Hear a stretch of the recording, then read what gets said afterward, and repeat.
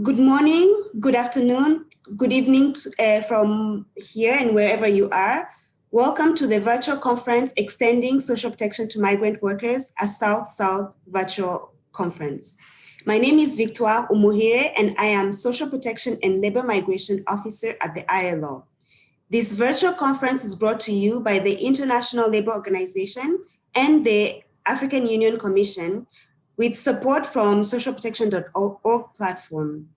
Today is made possible through the financial support from the ICMPD and the European Union, which funds the project Extending Social Protection to Migrant Workers and Portability of Benefits for migrant workers and their families in selected regional economic communities in Africa.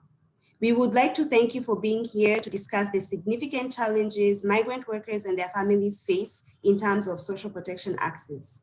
You're most welcome to join in the conversation through the chat and also today and tomorrow. I have the pleasure to introduce our moderator for the event, Ms. Nozipo. She is the founder and managing director of Akwande Communication, a company that empowers her to moderate conversations with global impact. Ms. Nozipo is in demand for her unique and insightful ability to facilitate difficult conversations with courage, depth, and breadth. As an internationally acclaimed conference moderator and human capital advocate for the World Bank and Global Citizen, she has successfully moderated conversations with global and African institutions, leading listed and unlisted multinational corporations, business schools, civil society organizations that seek to leverage conversations for change. Ms. Nozipo will facilitate the conversation today. She will facilitate the opening remarks as well as the high-level panel discussion this afternoon or this morning from wherever you are. She will be back tomorrow for the closing of this conference. Over to you, Ms. Nozipo.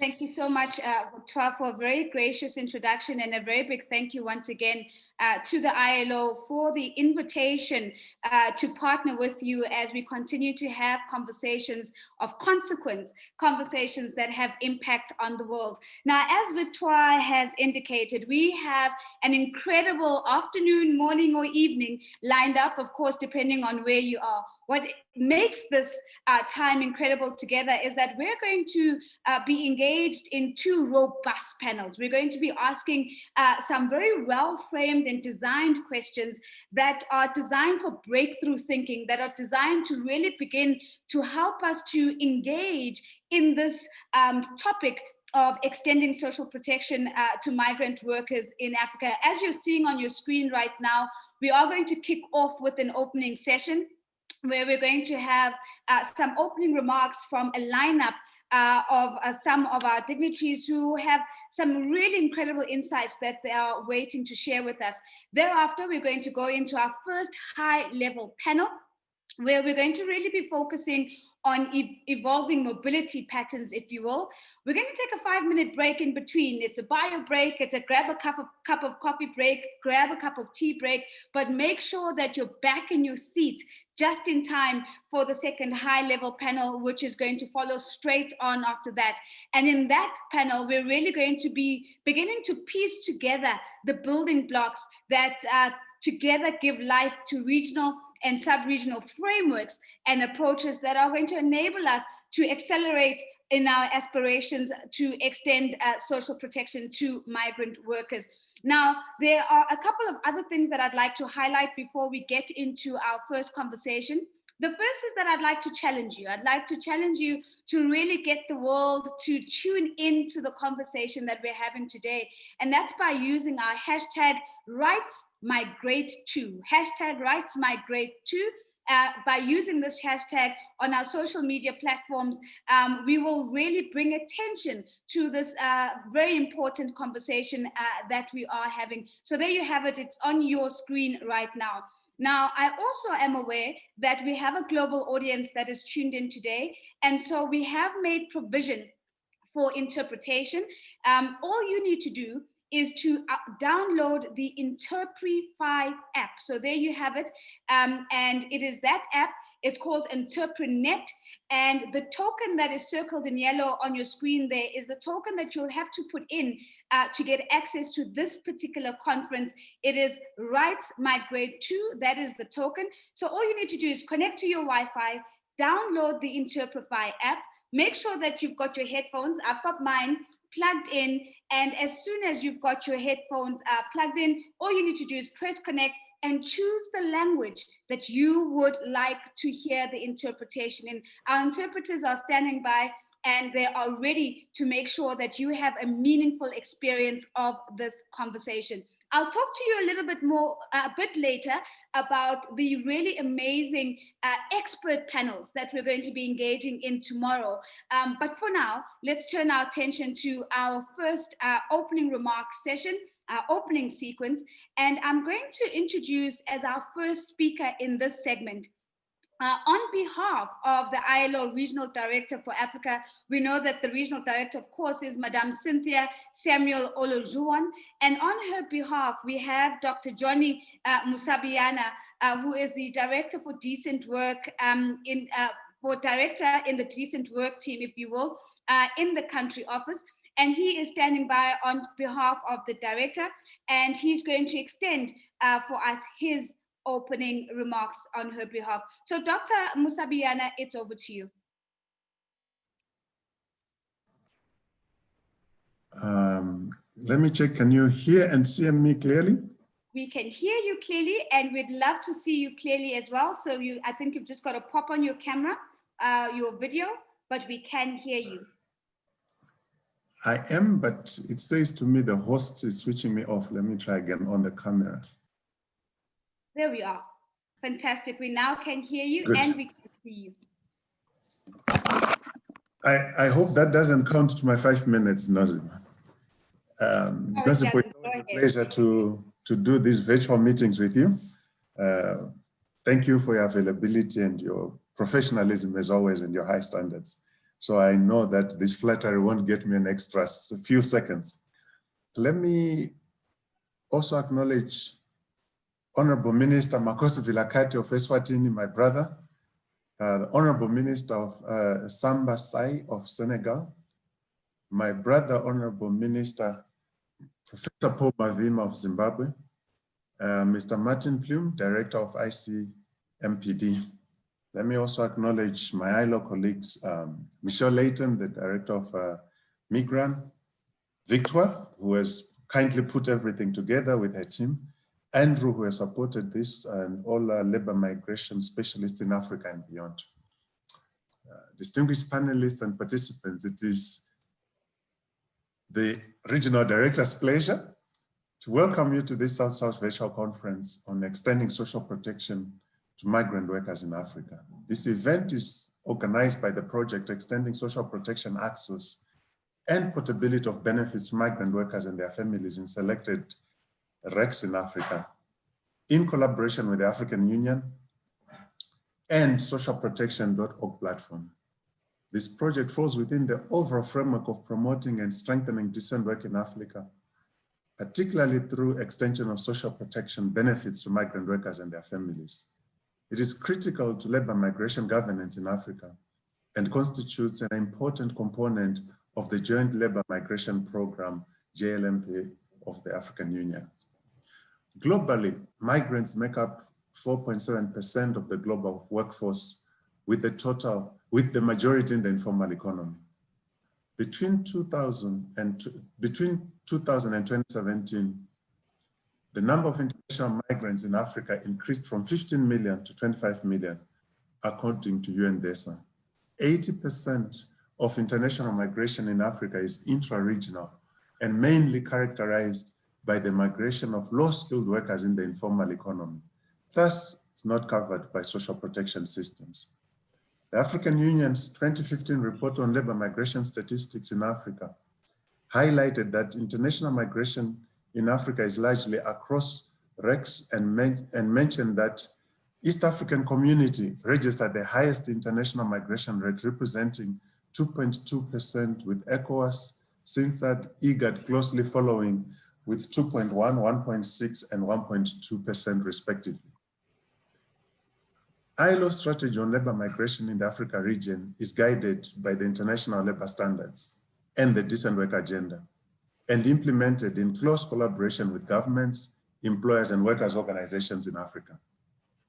ILO's labor migration work contributes to the UN Global Compact for Safe, Orderly, and Regular Migration, adopted in 2018, and falls in line with the commitments of the 2030 Agenda for Sustainable Development, in particular SDG Target 8.8 and Target 10.7.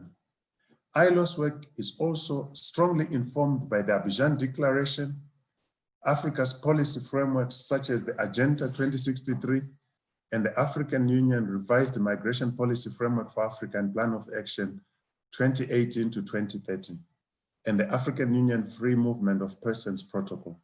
Distinguished guests, Africa has shown a strong political will at its highest level to put in place policies aimed at promoting social protection policies and ensuring effective access to social security to all. Moreover, the Abidjan Declaration, adopted by the ILO constituents at the 14th Africa Regional Meeting in December 2019, called for progressively extending sustainable social protection coverage. This makes extending social protection a priority for the ILO Regional Office for Africa. We are committed to supporting our tripartite constituents in their actions towards the extension of social protection to all, including to migrant workers and their families.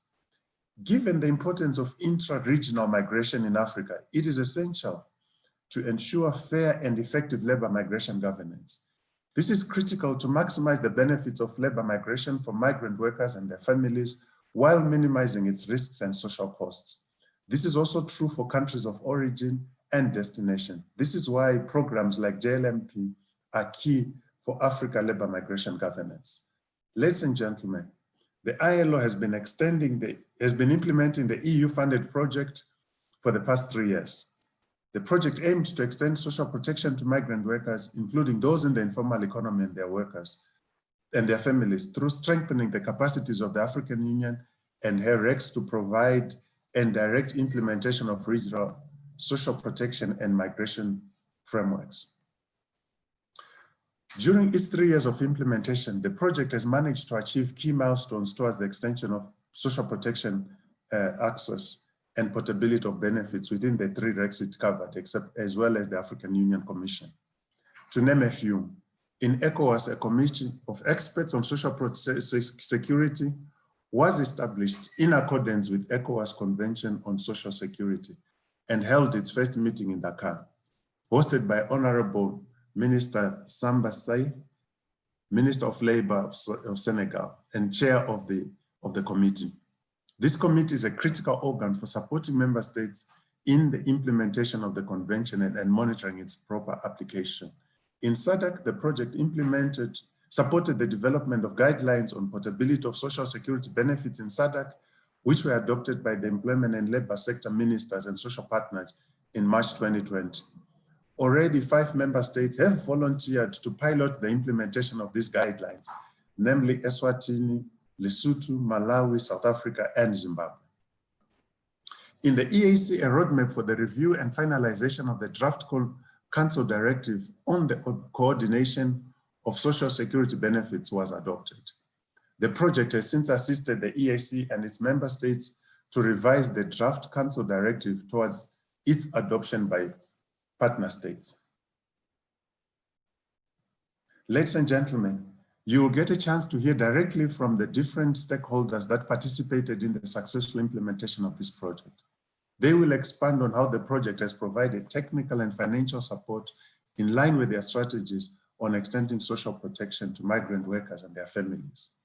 Delivering on the high ambition of the program, supporting ECOWAS, EAC, SADC, and the AUC and their member states in extending social protection to migrant workers was very exciting, but proved a bit challenging due to the relatively short duration of the project.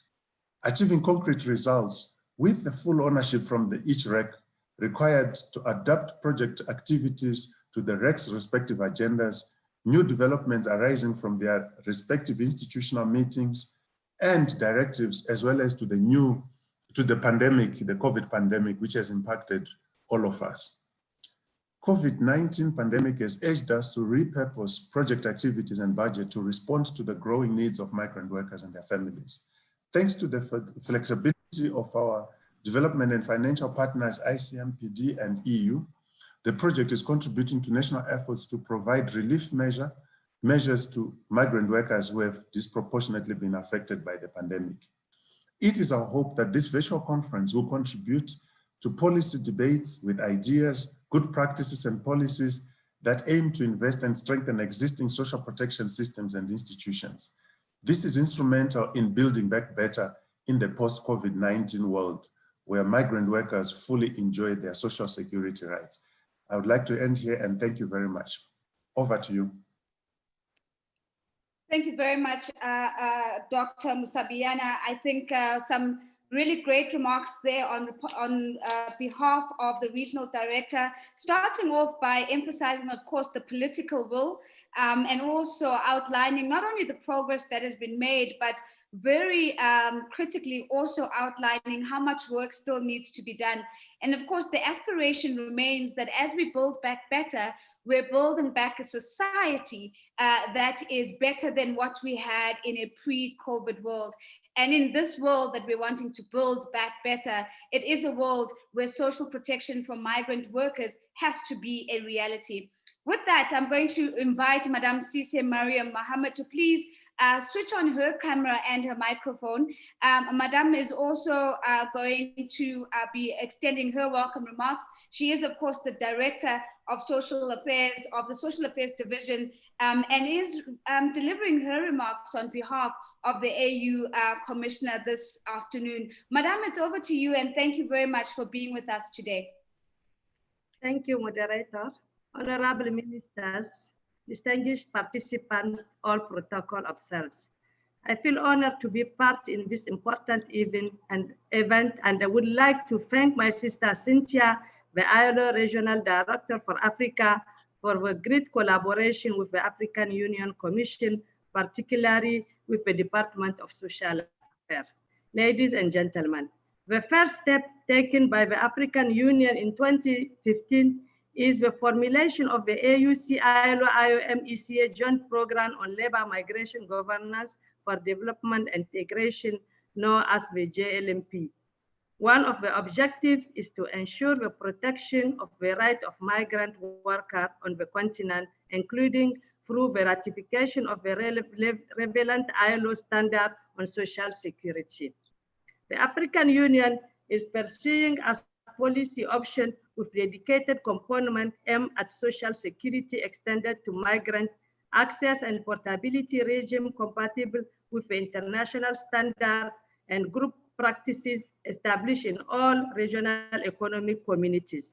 The Commission applauds European Union for supporting the commencement of the implementation of this component by funding a project implemented by the ILO and covering SADC, ECOWAS, and EAC. The recent evaluation report demonstrated that the project recorded several achievements. It is against this background that the Commission is of the view that the project should be extended to further highlight that social security extension to migrant workers is indispensable during the challenges era of COVID-19. The protection of the migrant worker and the well-being of members of their family is a high priority for African Union to attain the strategic Agenda 2063 aspiration. The migration policy framework for Africa and the protocol of free movement of persons adopted in 2018 acknowledge the importance of instituting a regime of portability of social security benefits through bilateral, regional, and continental arrangements. Also, the Interrex cooperation and the South-South cooperation are part of the policy framework.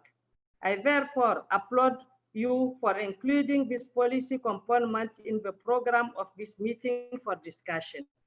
Ladies and gentlemen, allow me to seize this moment to highlight the achievement which demonstrate that JLMP is a working partnership.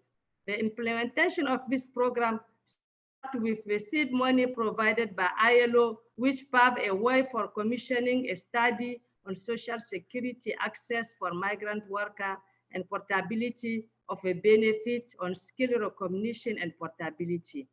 The ILO also facilitated the production of the first edition of the labor migration statistic report in 2017 and led the production of the second edition, which is going to be launched before the end of September 2020. We are pleased to have the support of the government of Sweden for a comprehensive implementation of JLMP from covering the regs such as ECA, ECOWAS, and SADC. The success of the implementation garnered more interest among partners. As a way of facilitating their engagement with the support of the government of Switzerland, an evaluation was undertaken and a strategic framework of the JLMP was developed and validated by the steering committee in July 2020. Ladies and gentlemen, I wish to conclude by reiterating our gratitude to the ILO and the IOM for their cooperation, collaboration, and coordination with the Commission in the implementation of the GLMP. I also thank the partner, particularly the government of Sweden, the EU, and the GIZ. It is pleasing that the GLMP partnership is growing and extending as the government of Switzerland is coming on board before the end of the year. I wish you a successful deliberation and thank you for your attention. Madam Mohammed, thank you very much for your crisp and concise remarks. Would you still be continuing, Madam? Did I jump in too soon? Thank you very much, Madam Sise Mariam Mohammed. Now, ladies and gentlemen, if we reflect very quickly on what we've heard, the emphasis there on a partnership that's working, that's being the Joint Labour Migration Program, and the Honourable Madam really lifting some of the elements that are going to be required for partnerships that are going to have impact on the ground. I'm also seeing, monitoring your comments that I'm seeing on the Q&A part of our webinar, and there is a question from Gabrielle to saying we are not seeing any slides. So ladies and gentlemen, there are no slides in these opening remarks. Our high-level dignitaries are really just sharing with you their insights through a spoken medium. So there aren't any slides that should be reflecting at this point, and I hope that puts a few people at ease that are expecting slides at this point. With that, ladies and gentlemen, I'd like to welcome, as a representative of the voice of the workers in this conversation, Mr. Joel Actor Odigier, who is, of course, the Deputy General Secretary of ITUC Africa. Mr. Odigier, over to you, please, sir. Thank you, Nozi, and good morning, distinguished panelist guests, participants. Let me please stand on an already established protocol. We note that ministers with us, we also have a representative of the African Union with us. And then, of course, quite number for that very important persons, and not the least at all, our participants. Comrades, we as organized workers, we are happy to be part of this. We want to stand and echo or re-echo the sentiments of Madam Sise with respect to what the ILO, what the ILO has been doing, and notably, of course, the ILO Regional Director, GLMP, the Joint Labour Migration Program, has been one of the core issues that the ILO, like we always argue for, an expertise, experience, dedicated, mandate-driven organization has been pursuing. And we want to say thank you for the work so far. And this issue is very auspicious. It's important it's coming at this time to have this discussion. For the very reason of what we are seeing with COVID-19. And it is also much more important because of what it means for migrant workers and members of their family. We note as ITUC Africa that COVID-19 has brought to the fore the question of healthcare workers and members of their family. So when we are discussing the issue of healthcare for all, the provisions of it in the social protection arrangement should be something that with COVID-19 has gained ascendancy, priority, and it should remain so. And so when we are having the discussion on how we arrange social protection,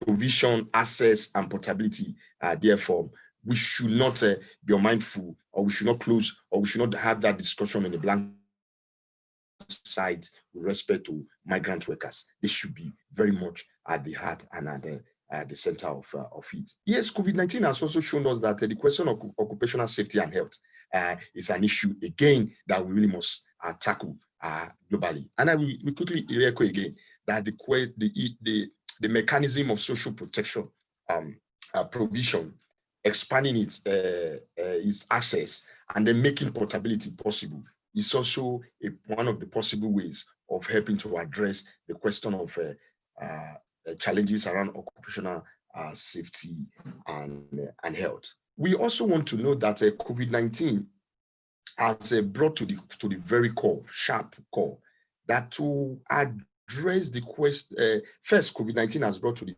core the need for greater partnership, coordination, cohesion, for us to work together. And with the issue of social protection and provision and portability, we need partnership, we need coordination. We need people to genuinely say, no, how do we do this together? And then, of course, we also want to emphasize that when we talk about social protection, access, expanding it, and its portability, it should be important that migrant voices are also taken on board, including in this kind of space that we readily provide for migrants to be part of it, so that they can also share their experiences. We can learn from them. And two more points about the need for migrant voices to be there when the rights. Merci. Am I on? Okay. Yes, you are on, Mr. Odeje. Please continue. All right, thank you. When we say the voices of migrants needs to be very audible in this discourse, it also means that the freedom of association rights of migrants should be secured. Because for us, freedom of association is the cornerstone right for which all other rights can easily be enjoyed. Because when workers, migrants are including, and they're able to organize, then they are able to effectively defend other rights, including the right to be able to bargain for their social protection thereof. And then, of course, we make note to say the question of this right, social protection access, it has assumed not just a labor right, but a human right. And that is why we are happy that the ILO is consciously and consistently talking about migrant families, because with that kind of conscious discussion, we are also bringing the human rights of the migrants and their families to bear in this discourse. We are saying, as ITUC Africa, we will want to continue to see how we can further this discussion and be able to show best practices of how it's beginning to take shape. We know that the ILO has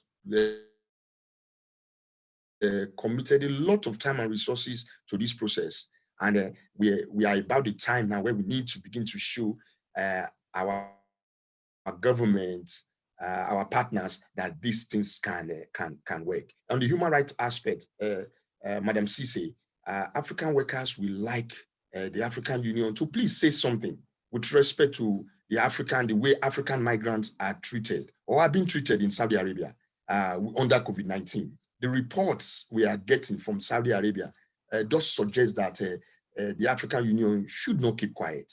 The African Union should ask specifically, why do we still have this? And I say this because we are under the global discussion where race has become a big issue. The Black Lives Matter movement has become something nobody can ignore. And it cannot be because of the pigment of our skins that we should be treated less human as we have it in Saudi Arabia. But much more important also for us as Africans, we also need to begin to treat ourselves more seriously. I thank you, moderator. I thank you, participants, and I have a wonderful deliberation. Good morning. Thank you very much, Mr. Ogier. And what you've done is really lifted some very big issues. You've lifted, of course, the issue of coverage and portability, which will make a huge part of the conversations we're going to be doing and having in the panels. You've lifted the issue of occupational health and safety and health, and making sure that we don't lose sight of that even as we begin to try to build back better. You've lifted the issue of partnership, and your emphasis is the question should be how, and not why. How do we do this and how do we do it together? I'm going to land on one last point that you've made, which I think is absolutely incredible, which is the encouragement of the conscious conversation of talking about migrant families, because I think that's also going to be a very important contribution going forward. And I'm sure that the call for the African Union to engage with some of the scenarios around the world is not falling on deaf ears. So thank you very much for a very insightful contribution, Mr. Joel Actor Odigier.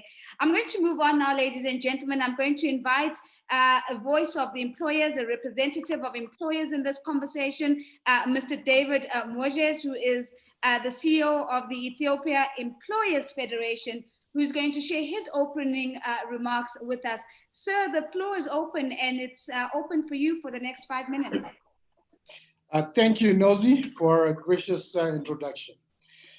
Honorable ministers, distinguished delegates, distinguished panelists and participants, ladies and gentlemen. It is indeed a great honor and pleasure for me to make a keynote address at this online e-conference, which is organized in context of South-South knowledge sharing, learning and exchange on extending social protection to migrant workers that aim to enhance the coordination of South-South cooperation towards improving implementation of continental, sub-regional, national frameworks, bilateral and multilateral agreements that seeks to extend access to social protection and portability of social security benefits to migrant workers and their family. Sir, if it is possible, if you could put on your video, we are hearing you very well, but we'd love the privilege of being able to see you if that's possible. Right.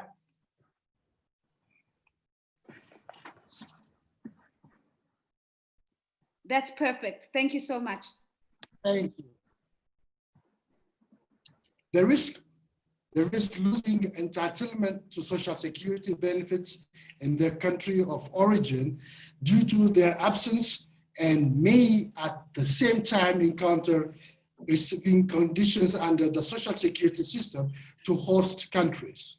They may contribute to social security schemes either in their home country or countries of destination, but may not receive any corresponding benefits. They may face constraints in the portability of these rights. Schemes may have non-residency requirements, making it difficult for temporary migrants to claim their benefits effectively, among exclusion from any form of social protection when engaged in temporary or informal works. In this regard, protecting the right of migrant workers to social security is important, not only for securing the equality of treatment in social security for migrant workers, but also for extending social security coverage to current unprotected population.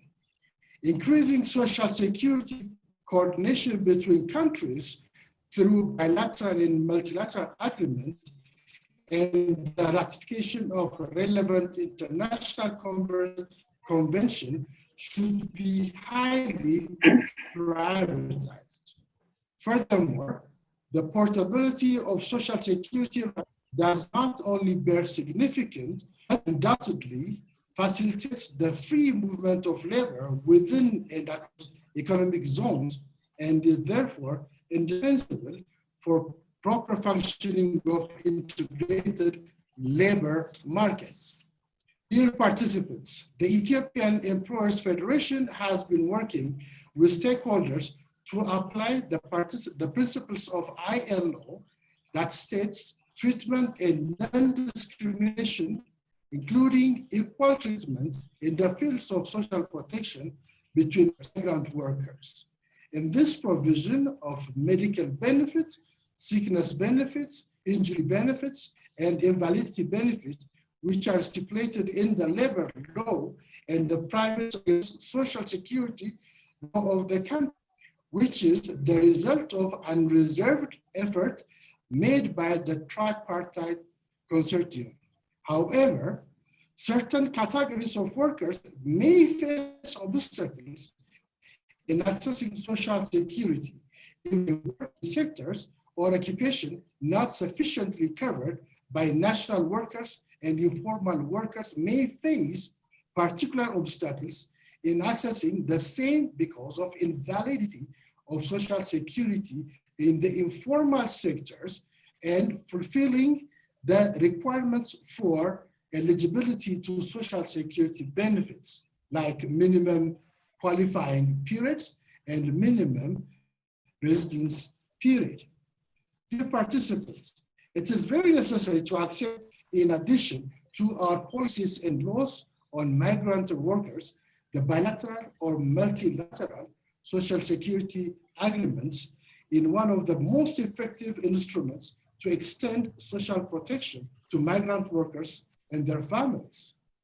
It can ensure the portability of social security rights and provide equality of treatment in respect of social security. Recently, we have established the IGAD countries employers confederation known as the Confederation of IGAD Employers, CIE. This confederation will have a great role in promoting cooperation related to labor issues within the IGAD countries. Finally, it is my belief that this e-conference will have a paramount importance in enhancing our knowledge on the issues of providing social security to migrant workers and South-South cooperation, as well as bilateral agreements that seeks social protection and social security benefits to migrant workers. I would also like to thank the ILO, all the stakeholders, the organizers, for this timely and valuable e-conference. Thank you very much. God bless. Thank you very much, David Murges, the CEO of Ethiopia Employers Federation, for your contribution, sir. Some critical questions that you're raising, of course, talking about the free movement of labor in economic zones as of paramount importance, especially as we look to operationalize and implement the continental free trade area. And you're raising some really important questions here. You've raised questions around informality and the informal sector, and the nuances that we see playing themselves out in that regard. And perhaps finally, to also latch on to the point you make about really leveraging multilateral and bilateral agreements as a way of ensuring the portability of social protection for migrant workers. And perhaps the question is, are we doing enough in this space? Thank you for that contribution. Ladies and gentlemen, I'm going to go now to our final speaker for this first sequence of opening remarks before we transition into our panel. I'd like to introduce now, as a voice coming from the donor community, representative of ICMPD, Mr. Martin Plum, who is the Director of Migration Dialogues and Cooperation, and joins us now to also offer his opening remarks. Mr. Plum, over to you.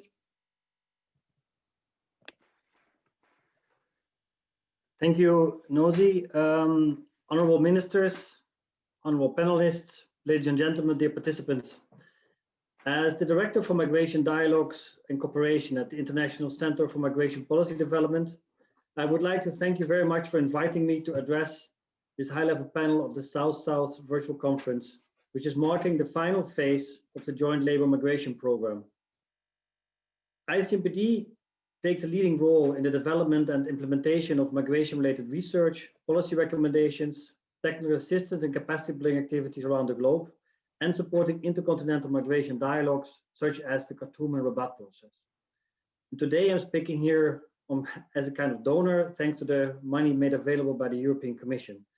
And this is reflecting the importance of our partnership with ILO, which is of crucial importance.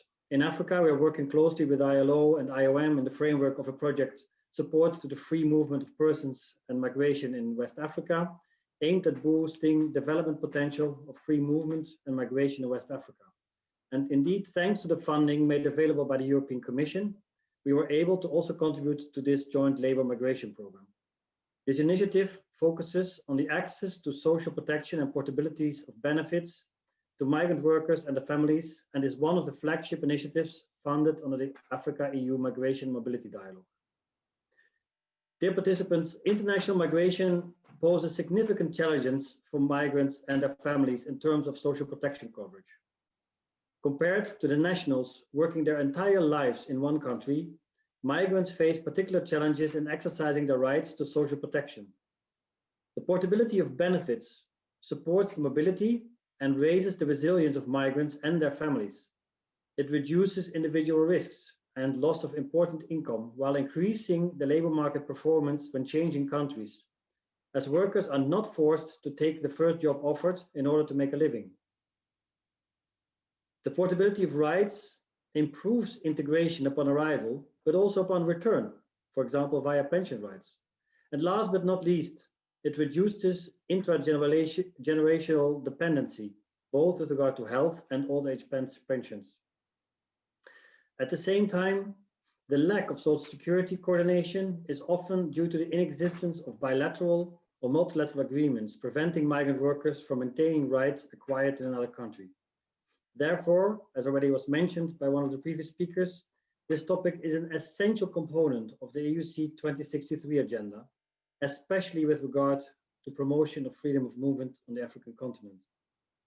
As we have heard, the GLMP and its specific component on social protection intends to address those gaps by aligning with the priorities of the four partners at the regional levels, the three RECs, ECOWAS, SADC, and EAC, and at the continental level, the AUC, and in that framework, especially the migration policy framework.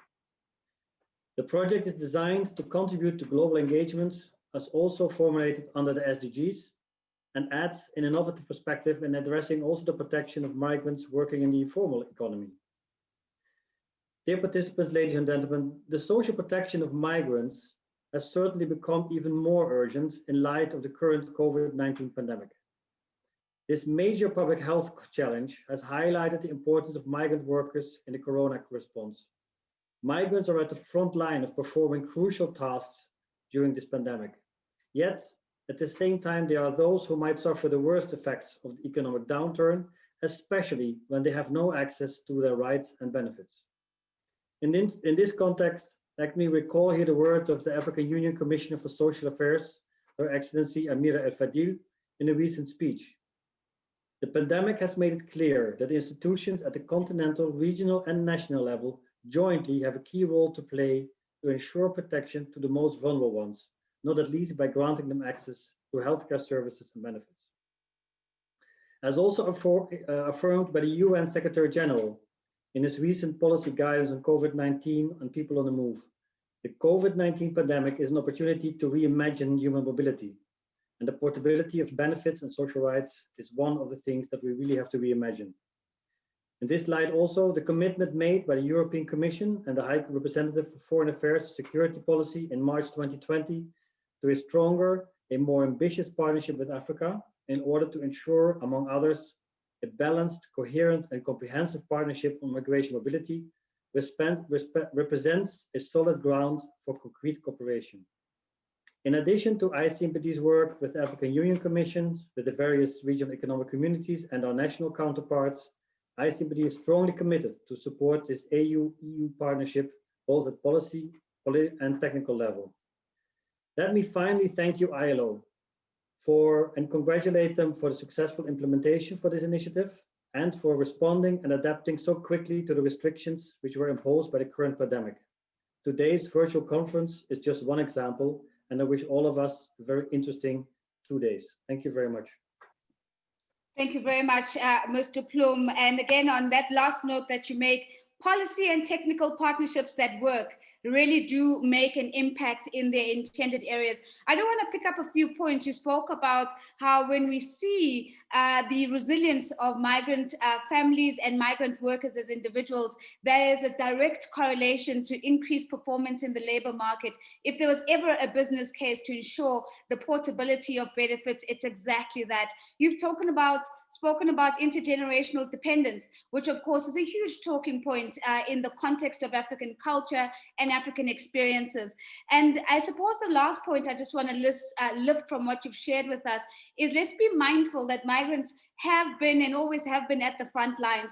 And with the impact of COVID-19, we also find that they are in the sectors that have been the most vulnerable and most impacted by COVID-19. So thank you for being the final voice in this opening remarks, because together with the other voices, you've certainly set the scene to transition us now into our first panel discussion. Now, ladies and gentlemen, before I do that, I do want to make a couple of notes. The first one is that we have a Q&A function at the bottom of your screen. I am looking forward to seeing your comments and your questions coming through, and I will try to the best of my ability to integrate your questions, to integrate your comments into the conversation. Please note that this means that there's not going to be a separate Q&A at the end of the conversation. So as thoughts and ideas are coming to you, please pop them into the Q&A tab, and I will integrate them into the conversation.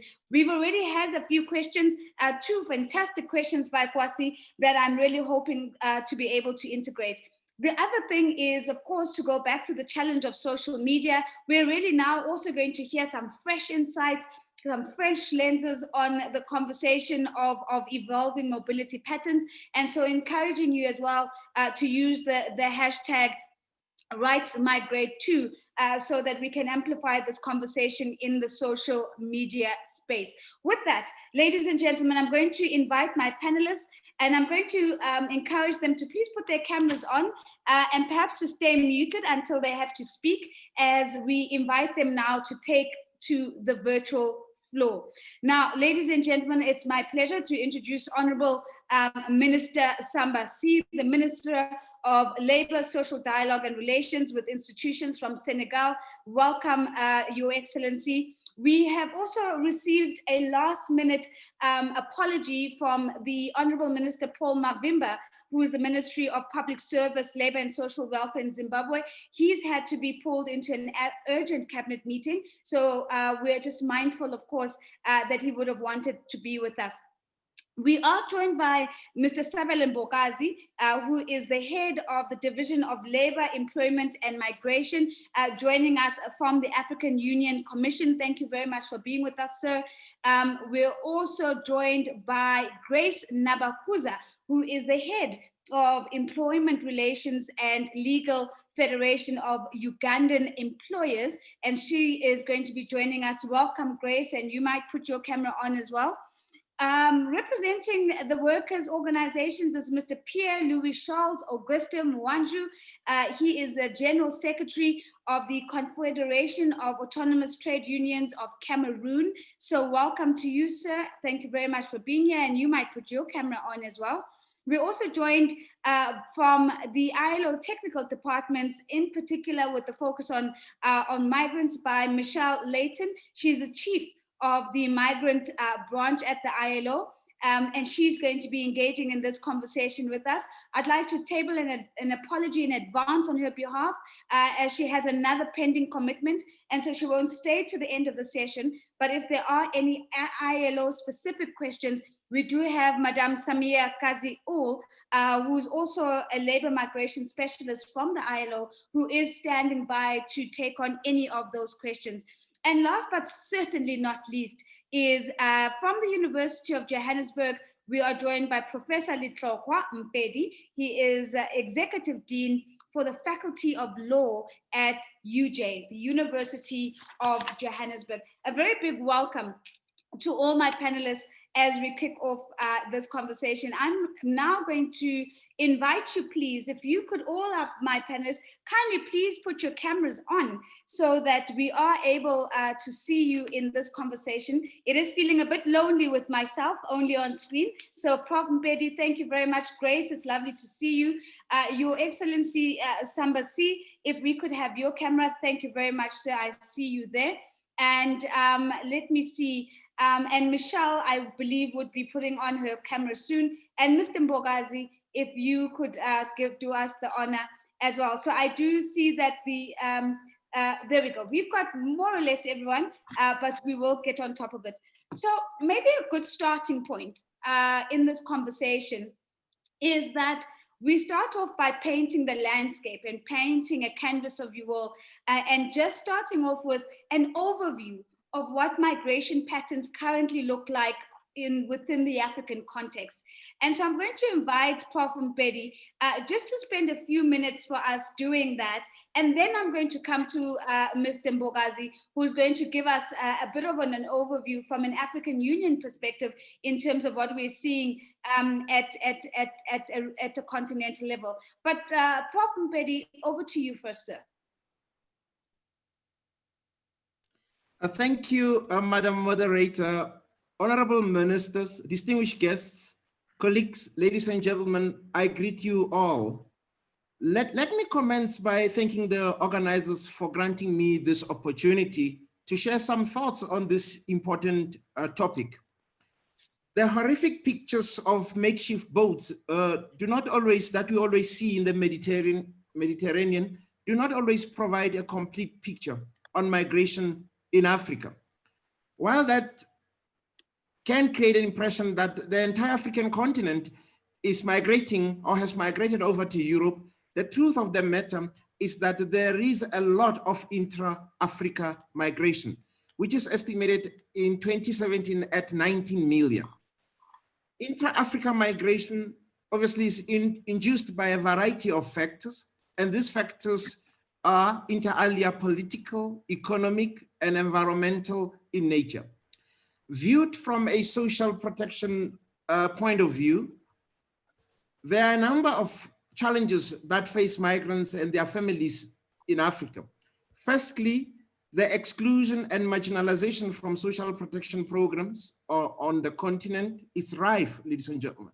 Secondly, for those migrants that are covered by social protection schemes, coordination and portability of social protection benefits is underdeveloped or undeveloped in many regions of the continent. The situation is compounded by the challenges such as expensive remittance channels, that I'm sure much will be said during this virtual conference.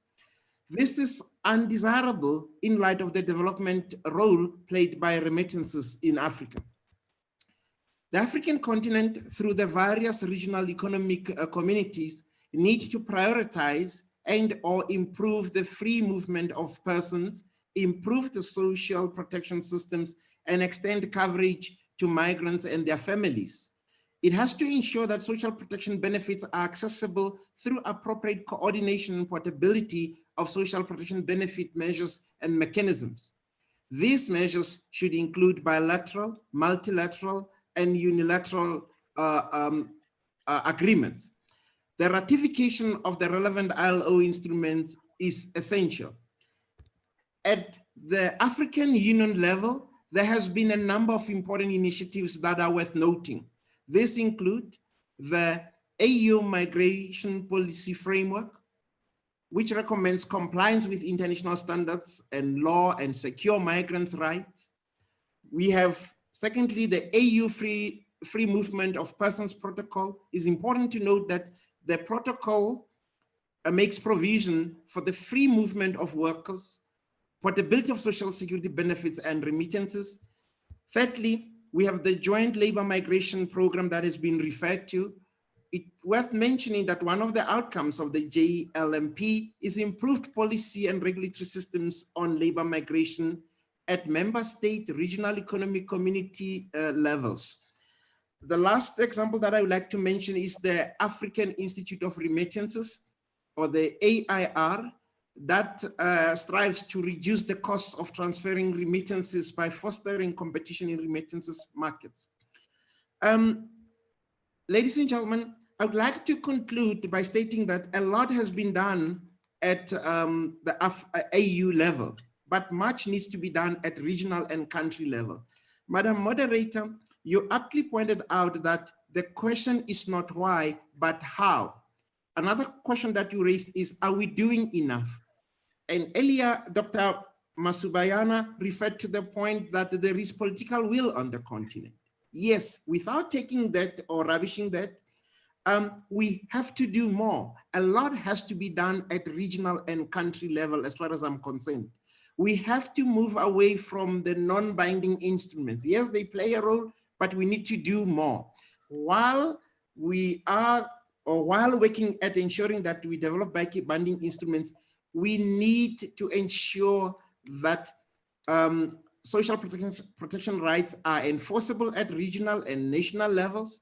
And in addition, we need, or what I'm trying to point at here is that we need a right-based approach in our quest to extend social protection to migrant workers. Let me pause there with the hope that I will come back again later during question time. Thank you very much, Madam Moderator. Thank you very much, Prof. Mbedi. Absolutely, we will be bringing your voice back.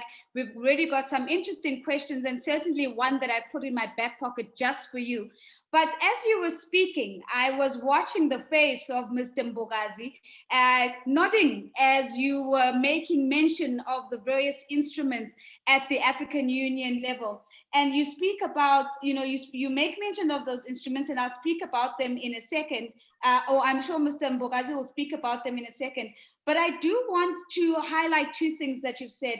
We cannot have this conversation without acknowledging the expensive remittance channels, because that's going to be an important enabler of this conversation. But also that you're saying beyond the continental level, we have to have conversations about enforcement at a regional and national level. And if I could paraphrase, because I could hear you being very diplomatic, if I could paraphrase, it's to say it absolutely is of no use to have continental agreements that don't live and breathe in the regional and national context. So Mr. Mbogazi, with that provocative transition, I'd love to bring your voice into this conversation. If you could share with us some of the, particularly the migration patterns in the last decade in the continent, and some of the instruments that are in play in order to respond to the conversation that we're having today. Thank you very much, Madam Moderator, Nozipo. But I also want to acknowledge the esteemed presence of all the honorable members of Parliament and all the distinguished panelists who are part of these meetings, but of course, all the participants who are part of this meeting. Thanks for inviting also the African Union Commission to provide a perspective on these issues relating to evolving mobility patterns. Madam Moderator, also want to thank the speaker, Ndate Mpedi, who spoke before me, because he eloquently outlined most of the AU policy frameworks, including the migration policy framework in Africa. Safe to say that the migration policy framework also has a chapter, a standalone chapter that focuses on labor migration for social security and decent work, and also fair recruitment. So the labor migration policy framework, it addresses these issues that we are dealing with today. But I think the only framework that I would like to add, and it's a new one, newly adopted a social agenda for 2063, which was adopted this year in 2020 during the AU summit in February. So is called Social Agenda 2063. So it focuses on social development. It has provisions on the extension of social security to migrant workers. So it focuses on these issues that we are dealing with today. Let me repeat it so that we don't forget it. Social Agenda 2063, 2063, Social Agenda 2063, adopted in February year 2020, this year. So I would like to thank the colleagues who have spoken, even the statements that were made during the opening session, they resonate to the topic. What is it that the AU maybe is doing, the strategies that we put in place at the moment, which also is borrowed or is inspired by the migration policy framework. We have a program that we call migration governance, which involves labor migration governance. What do we do in this governance program on migration?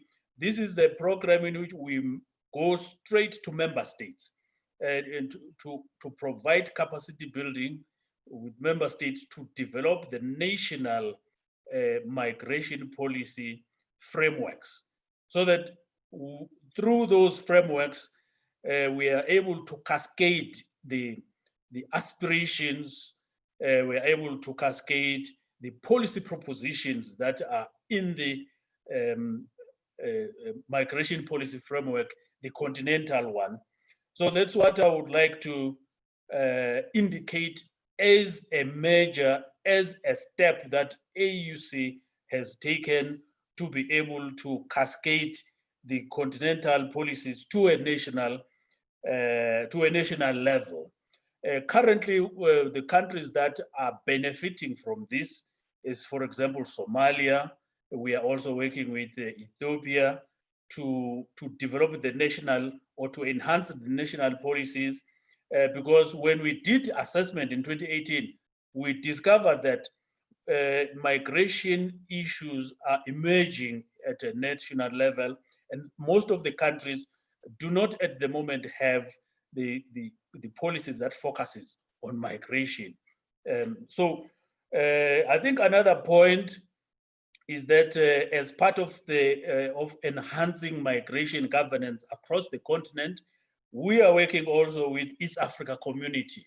So we are working with the REX as well, East African Community, to develop a regional labor migration policy framework that at a regional level that they can use to engage the regional or the member states that are part of the East Africa region.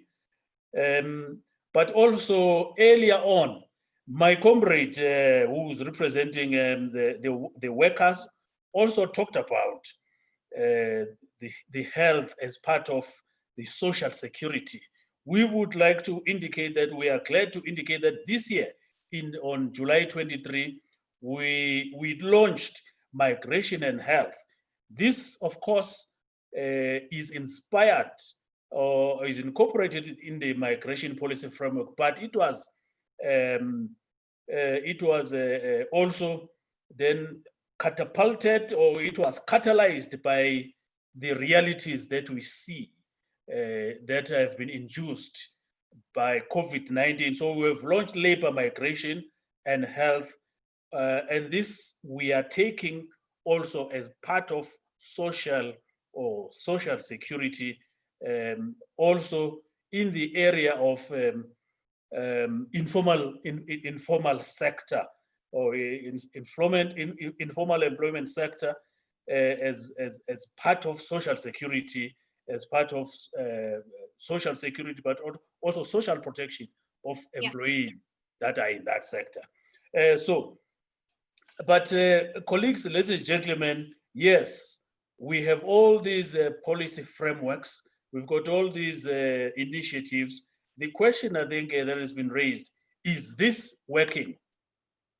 Is this making a difference at a national level? But we were requested also by the employees to say something about the employees, the labor migrants that are in Saudi Arabia. So specifically, let me address this one quickly, Madam Moderator.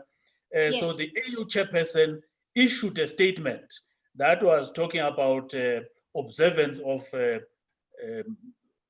human rights in the Gulf states and also in the Middle East. Following that statement, we as the AUC received a letter. Let me just read 2 lines of a doctor. I am an African and a Nigerian doctor based in Saudi Arabia. The Africans, especially women in Saudi Arabia, most are raped daily by fathers and sons of the masters. Some cannot even access the hospital and medical assistance. They cannot access medical care. He's then making a recommendation. This gentleman, this is following a statement that was issued by AU. He said we need to pass laws that will not allow women or females to emigrate to the Gulf states. This is what he's saying. Number 2, we need to pass legislation that favor women not to migrate or to live to the other countries where they are going for low, especially for low jobs. This is what he's saying in Gulf states. So it's in response of a letter that was issued by AU. So, Madam Moderator, yes, this is how I would like to close my interventions. That yes, we have the frameworks, but we still have the push factor, and it's affecting mostly our African young people and women. Madam Moderator. Thank you very much, Mr. Mbogazi. And again, what I think a beautiful way of saying, you know, these are the frameworks and these are the efforts in terms of cascading those frameworks into the regions, cascading them into the national architecture as well. As you were responding, I did see that Mr. Odieje wanted us to see him as you responded to some of the issues that you've raised. And of course, it's an interesting thing, one on the gender lens, because 48%, if I've got my stats right, of the migrant worker community is actually made up of women. So, you know, this becomes a very important conversation that needs to be had. Now, I'm wanting to go to Michelle Layton next, because I know that she has a time constraint. Thank you very much, Michelle. Before I come to you with the question, Honorable Sambasi, I can see you, but I can only see the top of your head. So maybe if we can just adjust your camera by bringing it a little bit down so we can see more of you when we come to you in the question. And then just the last thing is that I've got a message that says our interpreters are kindly requesting, may we please slow it down so that they have an opportunity to catch the conversation and translate it. So I'm going to start with myself. I'm going to try my best to slow it down. Michelle, thank you so much. And we're going to try and release you as quickly as possible. We've had an impressive start from Prof. Mbedi and Mr. Mbogazi, really giving us the continental frame and some of the efforts around cascading to regional and national levels. I want us to helicopter up a little bit and go back to the global conversation.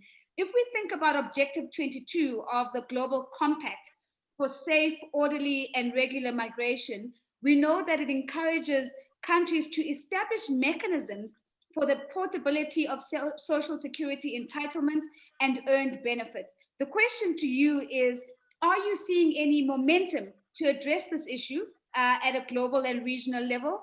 And perhaps you could maybe even touch on whether you're seeing any evident opportunities and some challenges of countries of origin or destination that they're standing in their way of actually living up to this aspiration or reaching this objective. Over to you, Madam. Thank you so much, Nosy. I hope you can hear me. But I'm very pleased to be in this conference, virtual as it is. I mean, I think the importance of social protection for migrant workers and their families really cannot be overstated at this moment in time, as some of the other speakers mentioned, with the serious impacts that migrant workers are facing now in many countries around the world, lacking access to social protection generally, but in specifically not even access to healthcare, and certainly treatment and testing are terribly important. But I think the crisis has also highlighted that we really have to change. More people, I think, can understand, they can see that migrant workers are on the front lines performing essential jobs in healthcare, agriculture, construction, other services, and so on. So we do see some momentum growing in Africa and perhaps elsewhere in the world to give serious consideration on how we have to reorient our governance strategies to be more inclusive of migrant workers and certainly for social protection. So there is an opportunity to use the current situation to help countries build back better. And it's strengthened by the fact that during the past 6 months, quite a number of countries have already taken immediate measures to extend health protection, in some cases providing access to sickness or unemployment benefits for migrant workers. And I mentioned Portugal, France, Qatar, Thailand, Tunisia, and others have done so. But we need to help countries to build on these good initiatives and to ensure that we can see long-term change and protection of social protection in the long term for migrant workers. You mentioned the Global Compact, but there are also commitments at the continental level. The AU revised migration policy framework for Africa was already mentioned, but also at the regional level. And I think it's important to point out, for instance, the SADC Labor Migration Action Plan was adopted in March of this year. But you're right, there are many challenges in implementing these new commitments. While there is a clear international legal framework, at least ILO, of course, has such a framework governing the right to Social Security, this has not really translated into effective protection or access to healthcare and Social Security benefits for migrant workers. So the Global Compact itself builds on the ILO standards and the principles of non-discrimination, equality of treatment, and it really provides a cogent framework to pursue the implementation at the national level. To do that, though, we're going to have to overcome a number of barriers, at least those countries are facing. There's a lack of data. There's limited institutional capacities to administer Social Security benefits. There's a lack of policy coherence. There's unequal bargaining power in the negotiation of bilateral labor migration agreements, which often tends to exclude social protection provisions. And then there's the complication that so many countries have differing social protection systems, and that makes it difficult to negotiate. Also, workers in the informal economy, those who might be in irregular status, are often left out of these schemes. So what ILO is really seeking to do, and what our work, I think, demonstrates, is to help countries overcome these challenges in a number of ways. First, we urge countries to ratify all of the relevant ILO conventions and recommendations. And we help countries tailor their national legislation to incorporate provisions into domestic law that can help establish social protection floors. Countries can also include Social Security provisions in bilateral labor migration agreements, but we would encourage countries to adopt separate Social Security agreements because that can ensure portability of Social Security rights. It was mentioned already that the ECOWAS General Convention on Social Security and the Committee on Implementation, and these are examples where that's being translated into action. Countries can also extend social protection on a unilateral basis, and that would help support the inclusion of migrant workers in national social protection floors, as Cape Verde has done, for example, for returning migrants.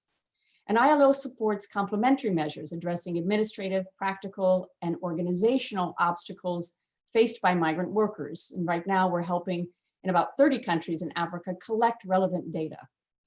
And finally, the social partners, I know that our colleagues have mentioned the key issues already, but they have to be actively involved in the planning, in the design, in the monitoring of all of the policy options that I've just outlined.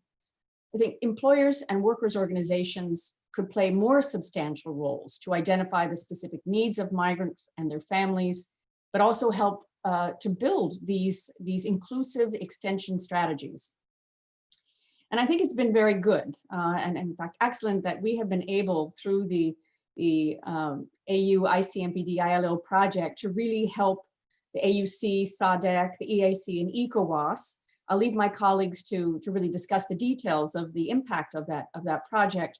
But I think it's fair to say that, notwithstanding, much more investment on a longer term basis is really needed in the social protection arena to be inclusive and to close the deficits for protection of migrant workers.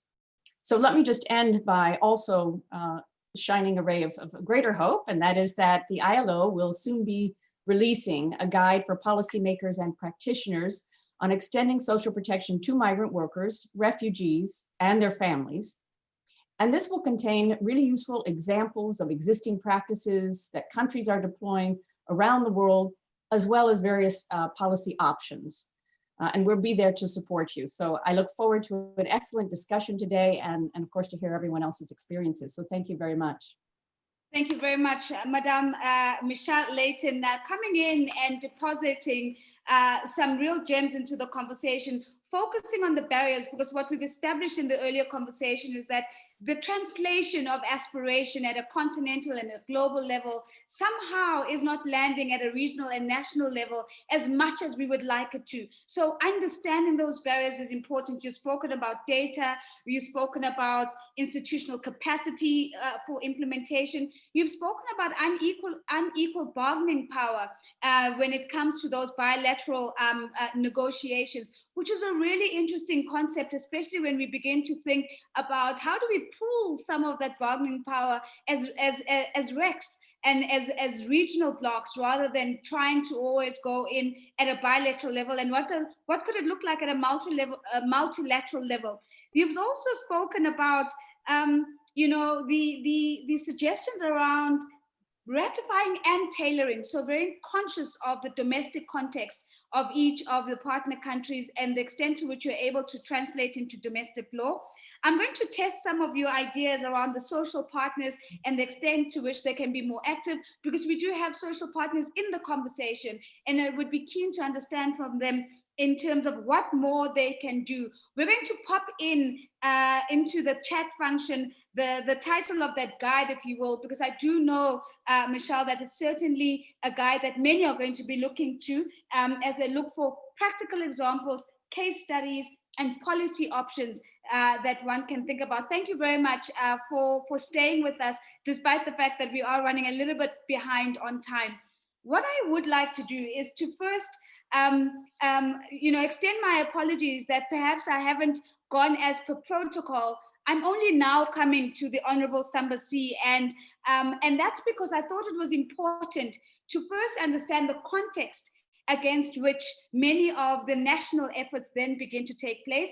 And I've also just been notified that standing in for Minister Paul Mavima is Ngorima Langton, who is the Acting Director of Labor Administration in Zimbabwe, so who's also going to be offering us a national perspective. But let me start with Honorable Sambasi. Your Excellency, after everything that you've heard so far, can you share with us what actions is Senegal taken to protect the rights of migrant workers, including social protection rights? We also heard the example of Cape Verde and the extent to which they are unilaterally putting forward social protection benefits for returning migrants. What is the state of play in Senegal? Over to you, sir. Je vous remercie, Madame la modératrice. Madame la directrice régionale d'OIT pour l'Afrique, Mesdames, Messieurs les représentants de la Commission de l'Union africaine, Mesdames, Messieurs les représentants des États membres de l'Union africaine, Mesdames, Messieurs les représentants des organisations d'employeurs, Mesdames, Messieurs les représentants des organisations de travailleurs, distingués invités, chères participantes et participants à cette conférence virtuelle. Le Sénégal se félicite de l'organisation de la présente conférence autour de la problématique de l'extension de la protection sociale aux travailleurs migrants. En effet, l'accentuation de la mondialisation a engendré une intensification des flux migratoires qui concerne plus de 250 millions de personnes dans le monde en 2019, d'après les données statistiques de l'ONU sur la migration. Alors, la question des migrations s'est ainsi peu à peu imposée comme un enjeu international au cœur de nombreux débats politiques et sociétaux. Je voudrais vous entretenir des caractéristiques de la migration de main-d'œuvre dans notre pays, le Sénégal. Selon le document de profil national de la migration au Sénégal, document élaboré en 2018, la migration de main-d'œuvre se caractérise principalement au Sénégal par des flux sud-sud dirigés vers les pays africains et particulièrement de la région ouest africaine, mais aussi des flux sud-nord allant du Sénégal vers l'Europe et l'Amérique. La diversification des points de chute des migrants sénégalais qui investissent de nouveaux pays d'accueil comme le Brésil ou l'Argentine, mais aussi des mouvements en direction de l'Asie du Sud avec des effectifs plus faibles comparés aux flux orientés vers l'Europe et l'Amérique. Nous devons également signaler une migration qui touche pratiquement toutes les couches de la population active, en milieu rural comme en milieu urbain, notamment les jeunes citadins des quartiers périphériques et du milieu rural à faible niveau d'instruction et sans qualification professionnelle. Une migration internationale des Sénégalais motivée par la recherche du travail, c'est près de 74% des migrants. Des migrants également pour des raisons d'études et d'apprentissage, ils sont 12%. Des raisons familiales, près de 7%. Et enfin, pour des raisons de mariage, ils sont 3%. Le Sénégal, mon pays, est le 4e pays africain subsaharien, récepteur de flux financiers officiels en provenance de ses ressortissants résidant à l'étranger. Ces transferts de fonds proviennent essentiellement du continent européen, qui a émis 65% des flux, suivi par l'Afrique 30% et dans une moindre mesure par l'Amérique 5%. Les migrants sénégalais font face à de nombreuses difficultés liées à leur sécurité, leur intégration, avec des inégalités administratives, mais aussi des difficultés liées à la garantie de leurs droits fondamentaux, notamment en ce qui concerne le travail et la sécurité sociale.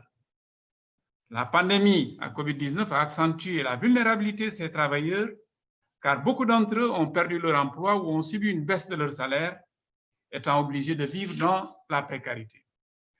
Je voudrais maintenant, Madame la modératrice, vous entretenir des mesures que le Sénégal a prises pour protéger les droits des travailleurs migrants, y compris le droit à la protection sociale. Il me plaît de souligner que dans mon pays, la prise en compte des droits fondamentaux des travailleurs migrants est une réalité. L'article 1er de la Constitution sénégalaise assure l'égalité devant la loi de tous, sans discrimination d'origine, de race, de sexe ou de religion. En outre, aussi bien le Code du travail que la Convention collective nationale interprofessionnelle du Sénégal évoquent le principe de non-discrimination à l'endroit de tous les travailleurs, qu'ils soient migrants ou non, en matière d'accès à l'emploi, de salaire, de conditions de travail ou de sécurité sociale. Les travailleurs migrants bénéficient des mêmes procédures de recrutement et de placement que les travailleurs nationaux. Les travailleurs migrants, comme ceux nationaux, peuvent être recrutés comme travailleurs locaux ou comme travailleurs déplacés hors de leur résidence habituelle avec des conditions de travail et de rémunération identiques à celles des nationaux. En cas de différend, les travailleurs migrants ont la possibilité de faire valoir leurs droits devant l'organisme compétent, soit personnellement, soit par l'intermédiaire d'un représentant. Une autre action de l'État dans ce sens vise à conclure des conventions de sécurité sociale avec les pays qui constituent les destinations de nos migrants. Il s'agit sur le plan multilatéral, la Convention de sécurité sociale, la Conférence interafricaine de prévoyance sociale, CIPRES, qui regroupe les pays francophones de l'Afrique de l'Ouest, de l'Afrique centrale, Madagascar, ratifiée par le Sénégal en 2014. Il y a également la Convention générale de sécurité sociale des États membres de la CEDEAO. Sur le plan bilatéral, le Sénégal a également signé des accords de sécurité sociale avec plusieurs pays, comme la France, le Gabon, le Mali ou le Cap-Vert. Des accords importants au nombre des Sénégalais dans les pays concernés sont en cours de négociation. Il s'agit de la Convention de sécurité sociale avec le Royaume d'Espagne, que nous sommes en train de finaliser, et de la Convention de sécurité sociale avec la République fédérative du Brésil, qui est en cours de négociation. Il y a bien entendu des défis que nous rencontrons dans la mise en œuvre des mesures d'extension de la protection sociale aux travailleurs migrants, tout comme, évidemment, nous nous employons à relever ces défis par le biais du dialogue social et par le biais du recadrage de nos politiques existantes de protection sociale. Et sur tout cela, si vous le voulez, je pourrai revenir un peu après. Merci beaucoup, Son Excellence. Thank you very much, sir, for that contribution. And hearing a different view today in terms of you are sharing with us how migrants, workers and nationals are treated the same and have the same opportunities in Senegal. But I think it's important, as you've raised, is that some of the reality is that COVID-19 has accelerated the number of jobs that have been lost, and that becomes a very real reality to consider. Kwesi, I haven't lost sight of your question, which relates to social cohesion, where there's an increase in unemployment. So it is a question that we will get back to. But Your Excellency, thank you for some really strong remarks there. Let me transition very quickly to Ngorima Langton, standing in for Honorable Minister Mavima from Zimbabwe. And the question to you, Mr. Langton, is also the same. What actions has the government of Zimbabwe taken to protect the rights of migrant workers, of course, including social protection rights, and including returning migrants, if you will? Can I also ask you, sir, if you could just tilt down your camera just a little bit so that we can see a little bit more of you than just the top? There we go. That is very, very much better. All right. So please go ahead and unmute yourself, sir, and let's hear about the Zimbabwean experience. Thank you. Thank you very much, moderator, and apologies for my minister for failing to be part of the discussions. He's attending cabinet meeting. But let me say, I think hearing the other discussions, I think it's quite essential to relook the way we look at migration, because I'm a favorite of the saying that I think we must acknowledge that migration is a reality to be managed and not a problem to be solved. If we then certainly get into that perspective, we really understand that we'll be able now to then have the right-based approach. Now, talking about Zimbabwe, I think we have realized that we are a receiver of migrants and also an exporter of migrants. And it's from that perspective that we did undertake a situation analysis and realized that we really needed a labor migration policy, and we were one of the countries in the region to come up with a labor migration policy. And we believe that has helped because we realized there are quite a lot of players within the who have a relation to migration. And as a country, we must be able to then have concerted efforts to ensure that we have that coordination and synergies for us to have a good migration governance framework. But we have also realized that perhaps there might be much focus on those that are going outside the country, but we also receive quite a lot in the mining sector. And we believe we have then said, coming from the National Labor Migration Policy, at a company level, there must be mainstreaming of these issues in the collective bargaining process to ensure that workers and employers also take it to the company level, because you have heard that there is the existence of multilateral and bilateral frameworks, but only at a national level and possibly at a company level. If you are able to then institute them, then you get to realize some tangible effects. But one thing I might also want to point out is that the existence of these regional frameworks and sub-regional frameworks, we still linger on with the elephant in the room is what do we have to do to ensure that perhaps we remove the fears by the host countries regarding binding agree frameworks that ensure that we protect these people. So we need to deal with these fears, because maybe there's a fear by the host countries that once you have binding agreements, it leads to an avalanche of migrants, going into some other countries, and we need to make sure that we deal with that. As a country, we have received quite a lot during, we received migrants from other neighboring countries, Zambia, Malawi, and Mozambique. But fortunately for us, we have been able to naturalize these people over a long time. And they are now not being discriminated because they are part and parcel of the Zimbabwean society. But where people have opted to go to their home countries, we have had bilateral agreements with those countries to remit their social security benefits. And where perhaps we have experienced challenges in terms of foreign currency to remit this to their home countries where they'll be domiciled, we have made arrangements with the embassies where perhaps we remit their dues in the local currency for the use by the local embassy. And then the government, the host government, will then use their local currency in their country to then cascade the dues to the individual members there. But we've also sought to have bilateral agreements with neighboring countries where our people go into, for instance, South Africa. And we are also working on a pilot program that targets the most vulnerable, to ensure that, I think the most important aspect is to ensure that we have formal recruitment of migrants in these countries, because it is very difficult to then come up with a social security portability framework where perhaps people are in an irregular status. It's very difficult, and we certainly need to concretize, but you start to building blocks where you then perhaps on a pilot basis look at a particular sector and see how you can then concretize to other sectors getting from there.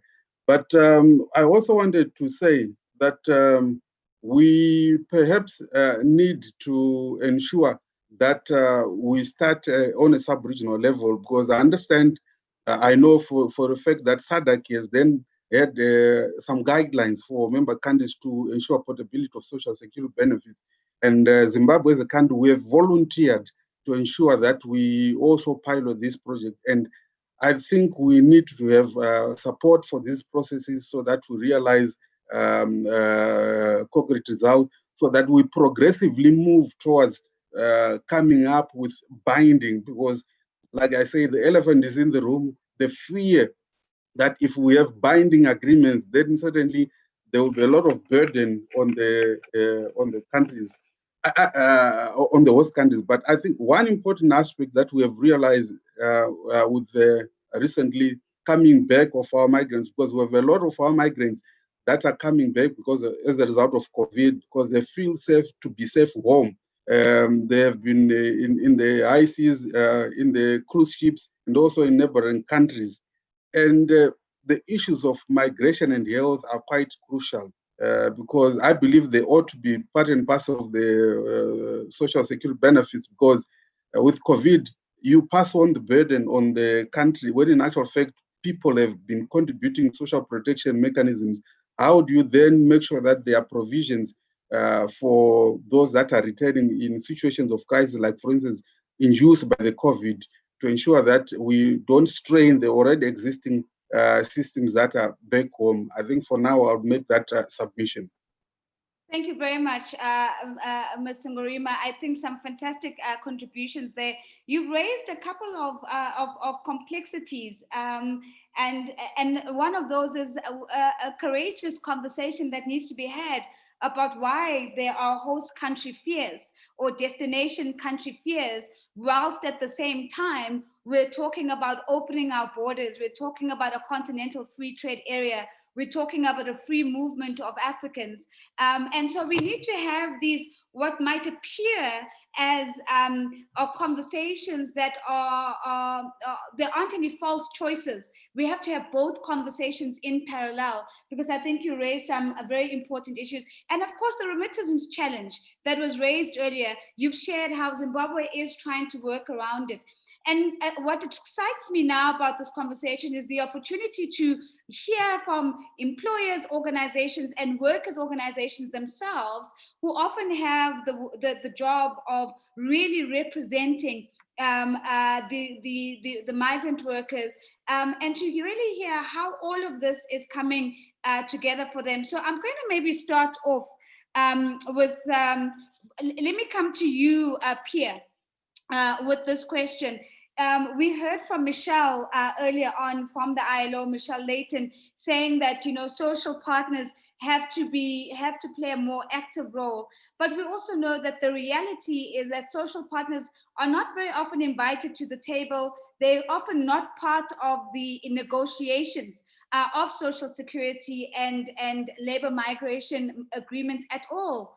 And so the question to you is, what would you like to share in terms of the importance of the inclusion of social partners in developing and in implementing strategies that promote social protection for migrant workers? Let's get your voice in here, and if you could put your camera on, please. Thank you. So let me check in. That's Pierre, Louis, Charles, Augusta. Do I have you on the call? Okay, I'm not hearing anything. So Grace, I'm going to ask you to step up into this question, please. I did see Grace earlier on, so I do know that she is here with us. So Grace, if you could put your camera on and also unmute yourself for us. The question remains the same. With social partners oftentimes excluded in negotiations of social security and labor migration agreements, what can you share about the importance of their inclusion, not only at the end of the value chain, but in developing and implementing strategies that will promote the extension of social protection for migrant workers? Over to you.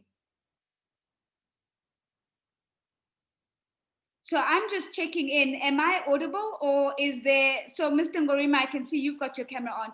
Can you give me a hands up, a thumbs up if you can hear me and see me?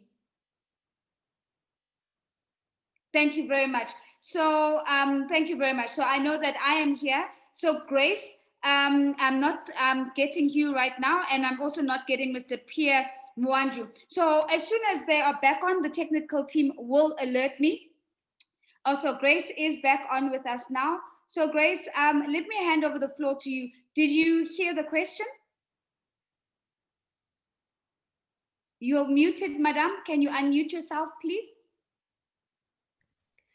Thank you very much, Nosy. Maybe if you could just repeat it for me again.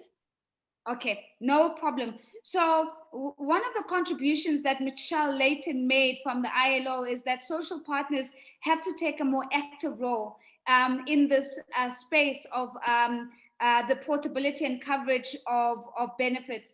And my question to you is that the reality, though, is that social partners are often not at the negotiation table when the conversation around social security and labor migration agreements is happening.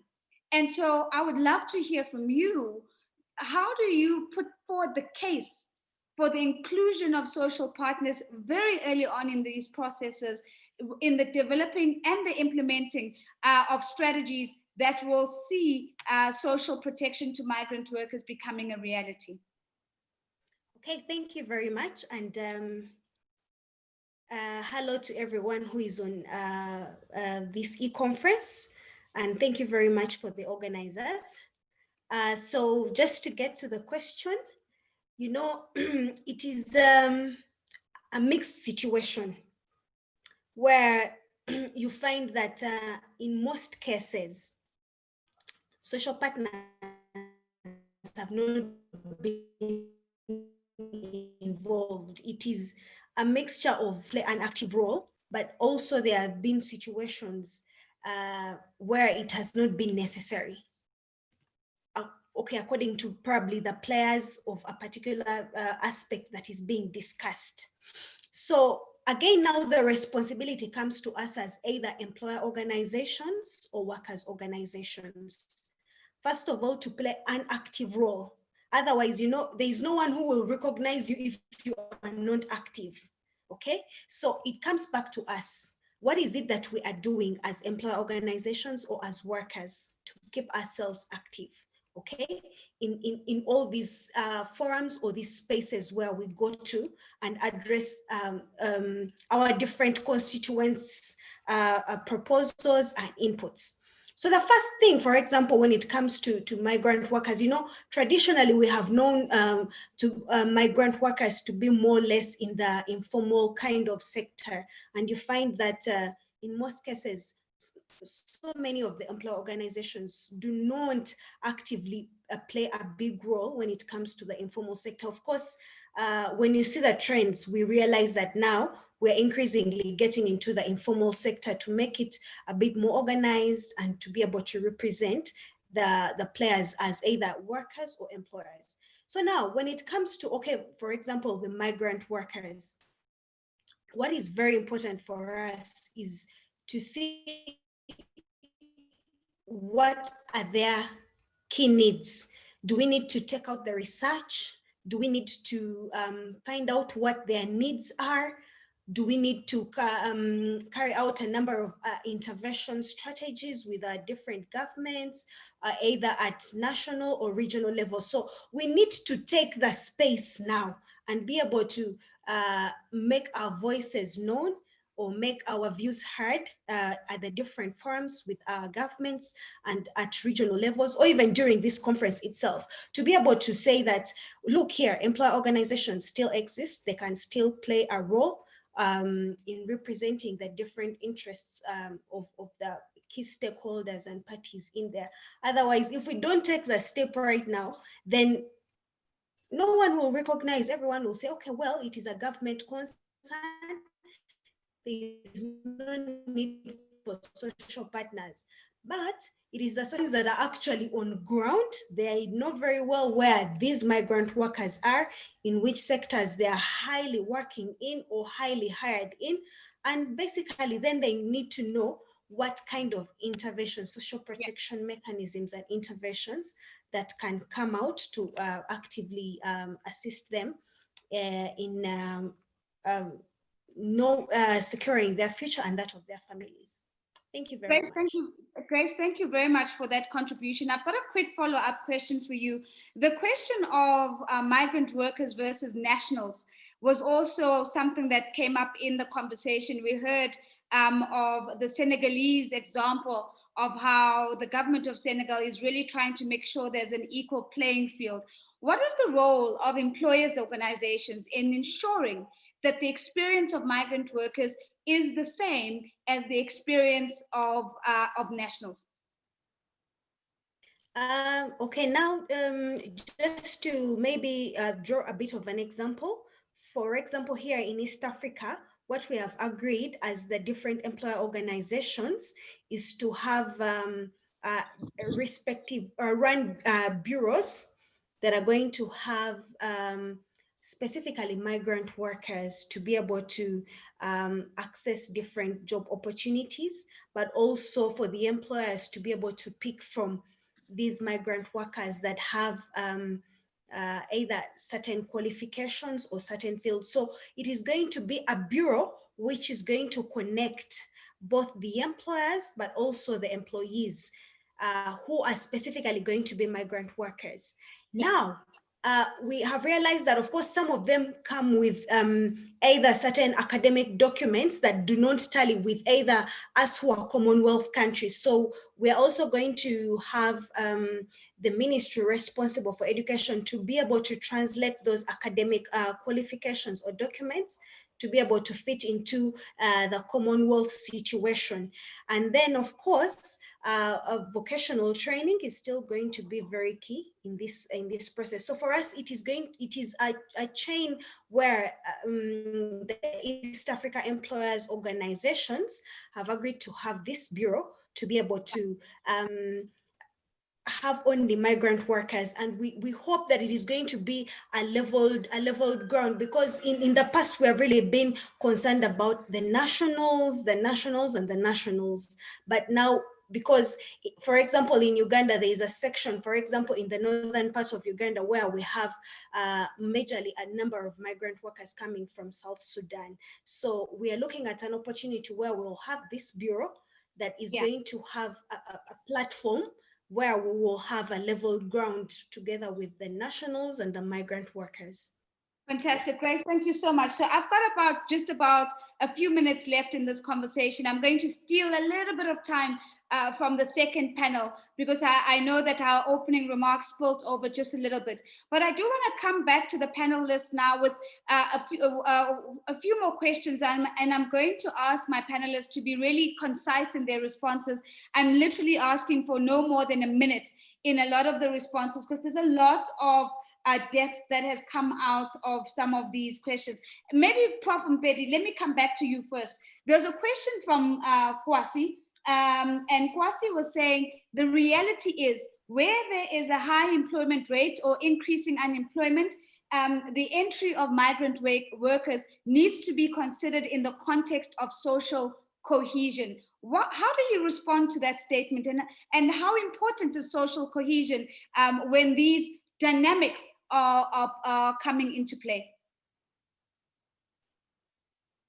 Thank you, Madam Moderator. I know time is limited. Social cohesion is extremely important. However, we cannot, treat this as if it's a black and white situation. We may have high unemployment and have a situation in a country where, that particular country doesn't have people with the relevant skills, which may need to be filled up through international migration. So it's not a straightforward issue. You need a balanced approach. You cannot just have a blanket approach and ban migration if you don't have the relevant skills. So it needs to be balanced. This is the point that I would like to make. Thank you. Fantastic. It's a great point that you're making, and it's a question of balance. So back to this idea that I raised earlier, to say there aren't any false choices. It's not this or that. It's actually about having those conversations in parallel. I do want to bring another question, and I want to bring this question to you, Mr. Mbogazi. I'm seeing you also taking notes as we're speaking, so I'm going to allow you just a minute to also share what's on your piece of paper. But Kwasi Dagwa has really sent us some fantastic questions. Here's another question he shared, and he says, one of the issues that is faced by migrants in transit or on their way to destination countries is actually related to their social status. And I'm bringing this conversation to you because you spoke to us about Social Agenda 2063. The question from Kwasi is, how do we ensure that migrant workers have a legal status in the countries and are able to work legally? And he's really pinpointing what might appear as a technical problem, but I think we would all agree has a vast bearing on the experience of being a migrant worker in a destination country. Your comment on that, please, Mr. Mbogazi. Thank you very much, Nozi, and thanks to the colleagues and participants that have posed these rather important questions. This question has already been, this complexity has already been highlighted, that we have regions and sub-regions and sub-regional policies. At the moment, that's why we are engaging the regional bodies like the RECs, so that there is harmonization of policies. And currently the policies are fragmented. As a result, what you see in country A and country B in terms of the architecture that supports the labor migration, they are worlds apart. So I think it's work in progress, but the colleague from Zimbabwe has already highlighted that it is very difficult for governments to be able to extend social protection and social security to migrant workers that are not documented. So these are the complexities that we will have to grapple with. I think more dialogue, and particularly the dialogue that we have as in the platform that we call PAFORM, that's Pan-African Forum forum where we have a dialogue in Africa. It's called PAFORM, Pan-African Forum for Migration in Africa. That's where we have also at the level of ministers a dialogue, so that at the end of the day we are able to harmonize the policies, but also the issues that are addressed by the JLMP. That's another political will and intention to harmonize policies, and we thank the partners that are part of JLMP, particularly the East Africa, particularly the ECA, the ILO, as well as the IOM and ICMPD also. All these colleagues are contributing so that there's harmonization, because it is clear that our economies are anchored on migration and also exchange of skills and the portability of skills, as it has been mentioned earlier, that 80% is intra-migration as opposed to external migration. Thank you, Nozi. Thank you very much, Mr. Mbogas. You've raised the question of informality. So, Mr. Langton, you spoke a little bit about this, about the informality. I want to bring this back in, and as we're talking about, social security agreements and bilateral arrangements and regional arrangements and national frameworks, are we doing this with the informal sector in mind, and the reality that a lot of migrant workers are oftentimes also quite evident in the informal sector, and how do we extend those benefits into the informal sector and not restrict them to just the formal sector? Your thoughts on that, please. Thank you, moderator. I think we've lost your camera, and we're keen to see you. Oh, I think I'm back now. There we go. Thank you. I think it should start at a national level to say, have we put in place a national mechanism to extend social protection to the informal sector? And I know there are discussions of a social protection flow, because I believe if the national system of the sending country or any other country does not integrate the informal sector, it is very difficult to then ensure portability of your own citizens and those that are also coming to work within your national system. So there must be conversations around to then extend social protection to the informal sector. And as a country, we are currently looking at that, and we're getting assistance from the International Labour Organization, taking advantage of experiences from other countries. And I believe certainly there are quite a number of best practices within Africa that can be shared around to ensure that we also model country-specific interventions to integrate the informal sector in the social protection systems. I thank you. Thank you very much, Mr. Ngorima. Samia, I know that you joined this conversation to stand in for Michelle Layton, but I'd love to just hear your voice here, and especially as Mr. Langton raises the idea that there are best practice examples, there are case studies that we should be looking to. And the question I'd like to bring to you is, could you give us an example or two of the impact of tripartite action and social dialogue on social protection extension strategies that we might also consider? And then I will close off this conversation with a final remark from Minister C. But Samia, over to you first. So Samia Kazi, I'm not sure if, oh, there you are. Fantastic. Could you unmute? And then it's over to you, madam. Can you hear me? Yes, we can. Okay, perfect. Well, in terms of good practice example, I think it was already raised. I think one good example from the West Africa region is the ECOWAS General Convention on Social Security. And efforts are actually ongoing. And as was raised by the number of panelists, the key issue is the implementation of this agreement. We have supported the committee of experts to be established, and this is very important to monitor actually the implementation and to drive the implementation of this agreement. And there are obviously a number of challenges, but social partners were involved and key partners in the design of this committee. They were trained, as well as governments and social security institutions. And in social security institutions, also in the board of social security institutions, you have oftentimes social partners which also participate, which is also very important. But as was said by a few panelists, it's a pity that workers and employees organizations are not necessarily enough involved, for example, in the BLAs.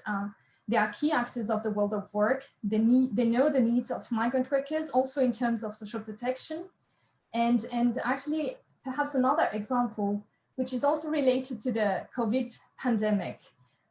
Recently, the ILO is supporting the UGTT in Tunisia, which is the trade union organization, to provide some health protection to migrant workers present in Tunisia. And I think the practice is quite innovative in terms of the approach, but could also be taken by several trade unions to support migrant workers, because they are actually working in the same environment. So I think this is kind of two examples that I can bring to the discussion. Thank you very much, Samia. I think definitely two very strong examples that you brought to the conversation. Maybe to close us off, I'd like to go back to Minister Sambasi. Minister, one of the contributions that was made by Michelle Leeton was the reality that sometimes in the negotiations of bilateral agreements, the bargaining power is never symmetrical, it's never equal. Question to you is, how do we ensure that African countries and regions are able to improve their bargaining power so that the BLAs are really meeting the aspirations of African migrant workers looking for opportunities in other parts of the continent and other parts of the world? If I could hand over to you, Minister, please.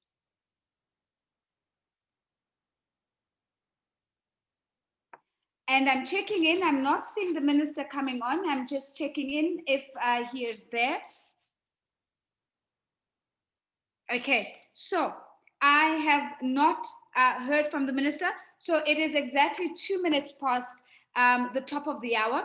And so what I am going to do is I'm going to close off this conversation. I'm going to thank my panelists very much for their contributions and really giving us some deep insights and even giving us some provocative questions that we need to go back and think about. Thank you very much for your contribution. That concludes, ladies and gentlemen, our first of two panels for today. We are going to take a coffee break, tea break, leg stretch, whatever it is that you need, of just 5 minutes. When we come back from those 5 minutes, we're going to play a video for you. So technical team, please hold the video for now. I will kick off with the video. When we come back from our 5 minutes, I will then introduce our panelists for the next panel. I'll introduce the panel and we'll get straight into it. And that means we'll be back on time. So I will see you back on screen at 8 minutes past. Please do not log off. All you need to do is just make sure you're on mute and we'll see you in 5 minutes. So in 8 minutes past, I'll see you then and we'll kick off with the video and then our panel. Thank you so much. See you shortly.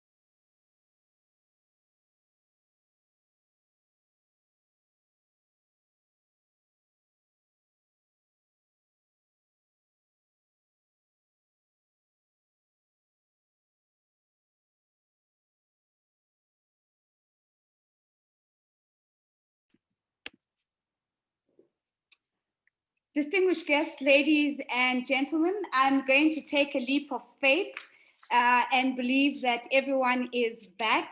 I've been a little bit gracious in extending the leg stretch just a little bit longer.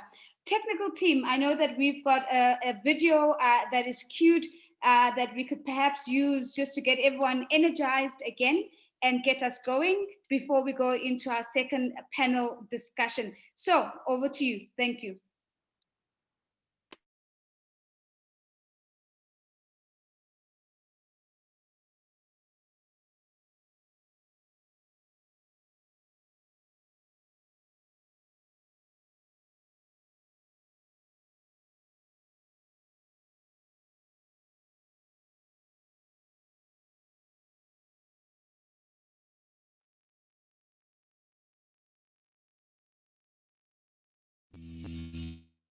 Social security is a fundamental right recognized in human and international labor standards. However, migrants and their families face many challenges to access social security.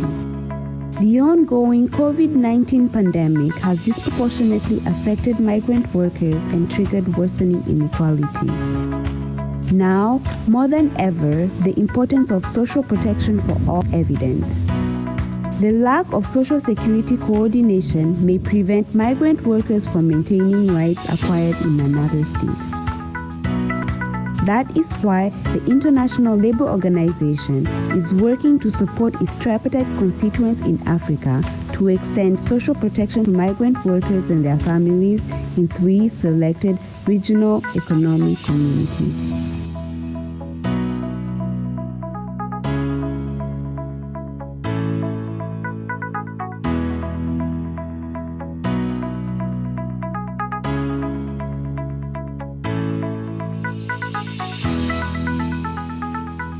As part of the Joint Labour Migration Program, this project aimed to enhance decent work for migrant workers and to extend their access to social protection and portability of benefits. ILO has also carried out interventions at the continental level through technical support to the African Union Commission. In ECOWAS, the project aimed to improve the implementation of the ECOWAS General Convention on Social Security by member states. As a result, the ECOWAS Commission established the Committee of Experts on Social Security to monitor the effective implementation of the convention. In addition, the Rights Migrate tool was developed to inform migrant workers of their social security rights. In SADC, the project's main objective was to strengthen capacity and policy instruments on portability of social security and other benefits. Thanks to their political commitment, SADC employment and labor sector ministers and social partners adopted the guidelines on the portability of social security benefits in SADC. In EAC, the ILO supported the revision of the Draft Council Directive on the coordination of social security benefits and helped its partners develop a roadmap towards the adoption of the directive. In all 3 regional economic communities supported by the project, progress has been achieved towards extending social protection to migrant workers. Such success has been directly linked to the commitment of member states, social partners, and other stakeholders in the regional economic communities. Moreover, the flexibility of development and financial partners allowed a timely response to the challenges linked to COVID-19 pandemic. Investing in and strengthening existing social security institutions will be instrumental in building back better a post-COVID-19 world where migrant workers fully enjoy their social security rights.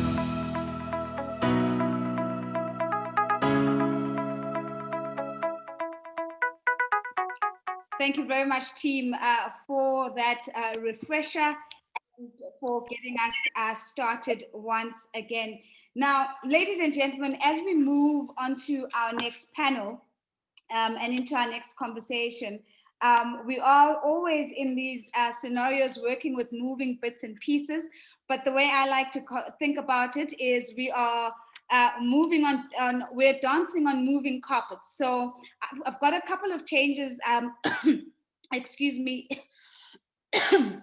excuse me, my coffee went down too quickly. I've got a couple of changes that are happening live in the moment, so I'm going to ask you to bear with me. We are moving now into a panel discussion that is focused on extending social protection to migrant workers in times of crisis, really focusing on lessons from COVID-19, as you're seeing on your screen. Again, a fantastic job from all of you in terms of amplifying some of that messaging on social media. Thank you again for the good work that you've done in terms of the incredible questions that you were sending to me in the chat as well. In this way, we are ensuring that we're having a truly global conversation and not just a conversation with the panelists. I'd like us to repeat that exact same energy and that exact same exercise as we go into this conversation, where we're really trying to extrapolate lessons from COVID-19 and building migrant responsive social protection systems. Now, I'm going to introduce my panelists. I'm mindful that there are some moving pieces. I'm going to introduce Honorable Makosi Vilakazi, who is the Minister of Labor and Social Security, Eswatini, who I am aware at this moment is currently having challenges with connecting, but as soon as he is available, I know that he will connect. So I do want us to acknowledge that the Honorable Minister Makosi Vilakazi is trying to be with us today. We're also joined by Patricia Varinga Giskes, who is representing an employers' organizations today. She's head of the social committee of Federation de Entreprises du Congo. Thank you very much, Patricia, for being with us today. I'm also just been made aware that Madame Rosine Dunia is also trying to get onto the call with us. I will acknowledge her, and if she does come on, that will be fine. And she is the voice of workers' organizations, a representative of our workers' organizations. She is a treasurer of the Union of Trade Unions from Chad. We do have with us, and I noticed she had joined us in the early conversation, is Madame Razavi Sharashub, who's the director for the Social Protection Department at the ILO. It's a pleasure to have you, Madame. Thank you very much. And I did see Mr. Marcelo popping up on my screen a few minutes ago. That's Mr. Marcelo Abiramia Caetano, who is with the International Social Security Association and is the Secretary General there, and that there, of course, being ISA. So thank you very much for being with us today. So, ladies and gentlemen, bear with me as we dance on moving carpets together. The most important thing is that we have the bulk of our speakers who I'm sure have rich insights and that they're going to be bringing into the conversation. I'd like to welcome back some familiar faces that you might have seen in the first panel that we have graciously accepted their offer to assist in plugging in some of the spaces that have emerged in the moment. And we are welcoming back Mr. Lanton, the acting director for Labor Administration, who gave us some incredible inputs in the first conversation, and I do not doubt is going to do the exact same thing as we move on to this conversation. And I'd like to welcome back Mr. Joel Actor Odigie, the Deputy General Secretary of ITUC Africa. He made some opening remarks when we kicked off today, and those opening remarks certainly stuck. And they've been a core part of the themes that we've been working with in the first panel. So welcome back to you two gentlemen as well. Thank you very much for making the time to join us for this second conversation. And so maybe, ladies and gentlemen, with your permission, what I would like us to do is to maybe start off with a high-level question to our panelists, to invite them to think about the most important lessons that we are learning from the global crisis of COVID-19, especially as it relates to extending social protection to migrant workers in times of crisis. Patricia, I'm going to ask you maybe to kick us off. If you could put on your camera and unmute yourself, and just to share with us from the perspective of an employer's organization, what have been the biggest lessons that you think COVID-19 has come to teach us, especially because we know that the impact on business in Africa has been incredible, including small and medium-sized enterprises who've had to deal with this new reality. Can you kick us off, please? Thank you. Yes, hello everyone. Thank you for having me on board. And I don't know if I had to intervene in English or French, but I'll just do it in English eventually. And if needs be, I'll do it in French. I wasn't told, so yeah. No, so we do have simultaneous translation. So whichever one is comfortable for you. Thank you. It's fine. I'll just go ahead in English. Yeah. So basically, I would say that from an employees organization point of view, it's been fairly difficult, and you know, I deal with all the recs. I'm part of all these organizations representing the private sector, and our organization, which is FEC, la Fédération des Entreprises du Congo. And what we've noticed is that, yes, SMEs have suffered a lot because they were the first one to be shut down and not the first one to be reopened. And there hasn't been lots of help. There's been lots of promises. From an EO point of view, we have worked on all measures, and I personally was involved in it. So it means that during confinement, we have actually had lots of work in actually preparing all these measurements, because otherwise you would have still been confined so far, because apparently the government wanted us to deconfine somewhere from September. But you know, we've been confined since March, and thank God the death toll hasn't been that huge. I think we're reaching around 200. It's always 200 too many, but we only reach like 200 and something deaths, which is not much compared to South Africa, for instance. So, and but it was very hard because mainly everything that has to do with tourism, everything that has to do with restaurants, hotels had to shut down. And there's actually been no help. And though we've discussed this, we wrote down special measurements, and well, nothing has happened. Goodwill was there in the beginning. Government had said that there'll be less tax paid, and or later or whatever, some will be actually totally raised. That is what was said. But in the meantime, that has not happened. So we are going to suffer. Actually, we have started to suffer now because some businesses have gone back up. But you know, in our legislation, telework doesn't exist. So remote work doesn't exist. So it means that already from a legal point of view, we're struggling, because who's right and who's wrong? You see, why should we pay for people that haven't performed, that are eventually performing at home? But we're not going to lie to ourselves. You know that we have lots of energy problems. So even if people want to perform from home, it's very difficult. And let alone the fact that with migrant workers, once again, from a social protection point of view, we have only switched now, basically officially from 2018, we are trying to switch on into universal social protection for the locals. So think of it, 2018, we are kind of, from a legal point of view, we are switching in. It has started to be applied from January 2019. And we're still struggling. And I had the commission at the organization. I had the commission that's into the social protections and everything that's social. And we are not there yet. Everything that is agriculture, basically, I would almost say has no particular protection. So let alone now migrant workers. And you know, DRC has 9 borders. We've got 9 bordering countries, meaning that we are a destination country. We just are everything, and we have migrants all over the place at the moment, because there are many conflicts around us. Central Africa, Centrafrique, Uganda, Sudan. Well, there are many troubles. So it's extremely difficult for us to cope as private sector.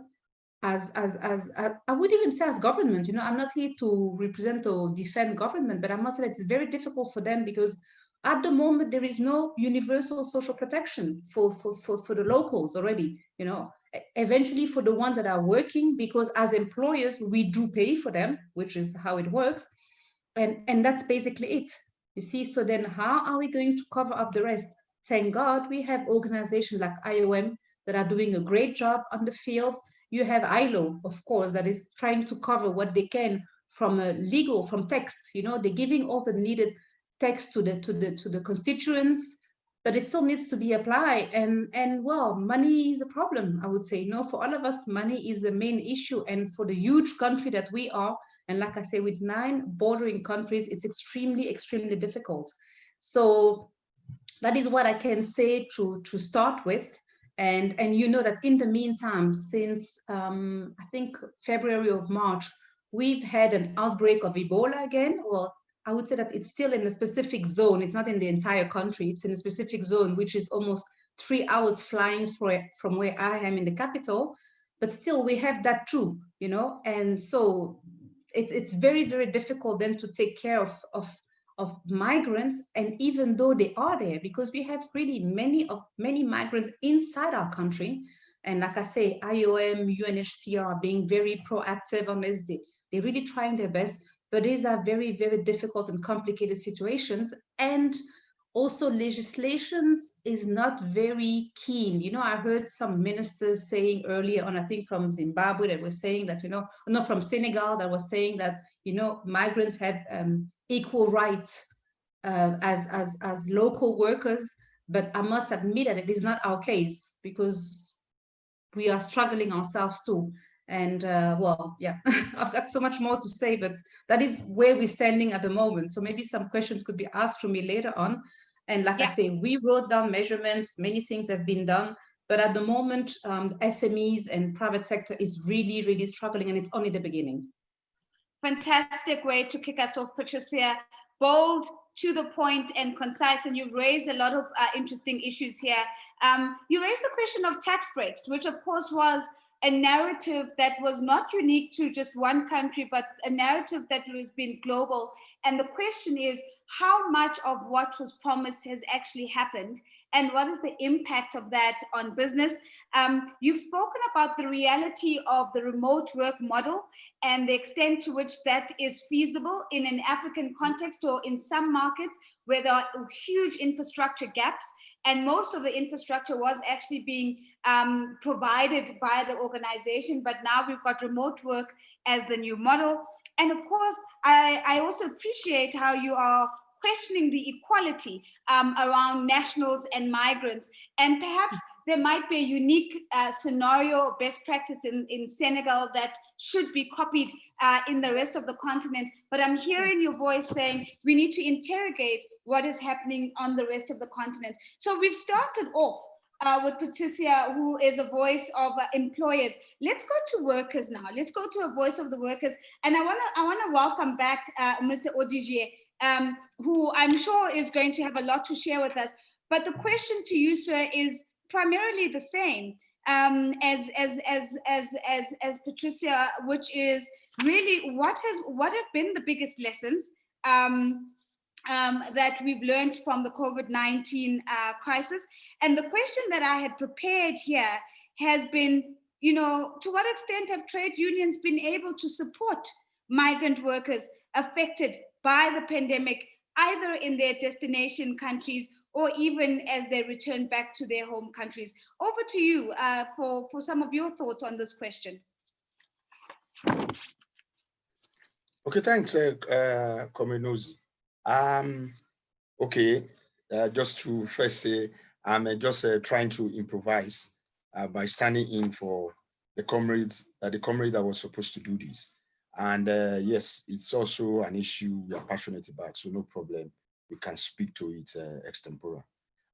But to say first is a bit of without lamenting, and I say that consciously, to quickly just catalog the problems that we have seen with COVID-19, and then quickly try to speak to the responses. Some of the things we have seen, which is well known, and then these challenges emphasizes, strongly show the need for social protection to expanding the access. And first is COVID-19, you see a huge job losses, and not just for just workers, but more terrible for migrants. And then, of course, with job losses is the consequence of income losses that we have seen that these persons have suffered. And then there is a challenge, a huge challenge of migrant workers being able to observe social distancing protocols, largely, of course, on account of the different shelter arrangement that is available to them. As you speak, quite a number of them are unable to pay rent, and they are facing homelessness. There is the gender-based component of it, the violence that we have seen, particularly during the period of lockdowns. We have seen where women we are forced to be locked in with their abusers.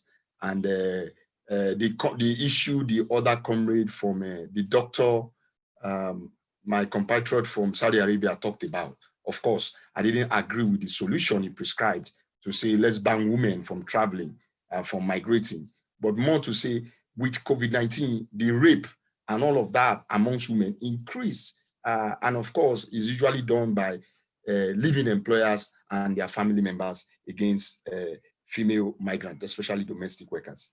And then the other challenge is this new arrangement, so-called new normal, working from home arrangement.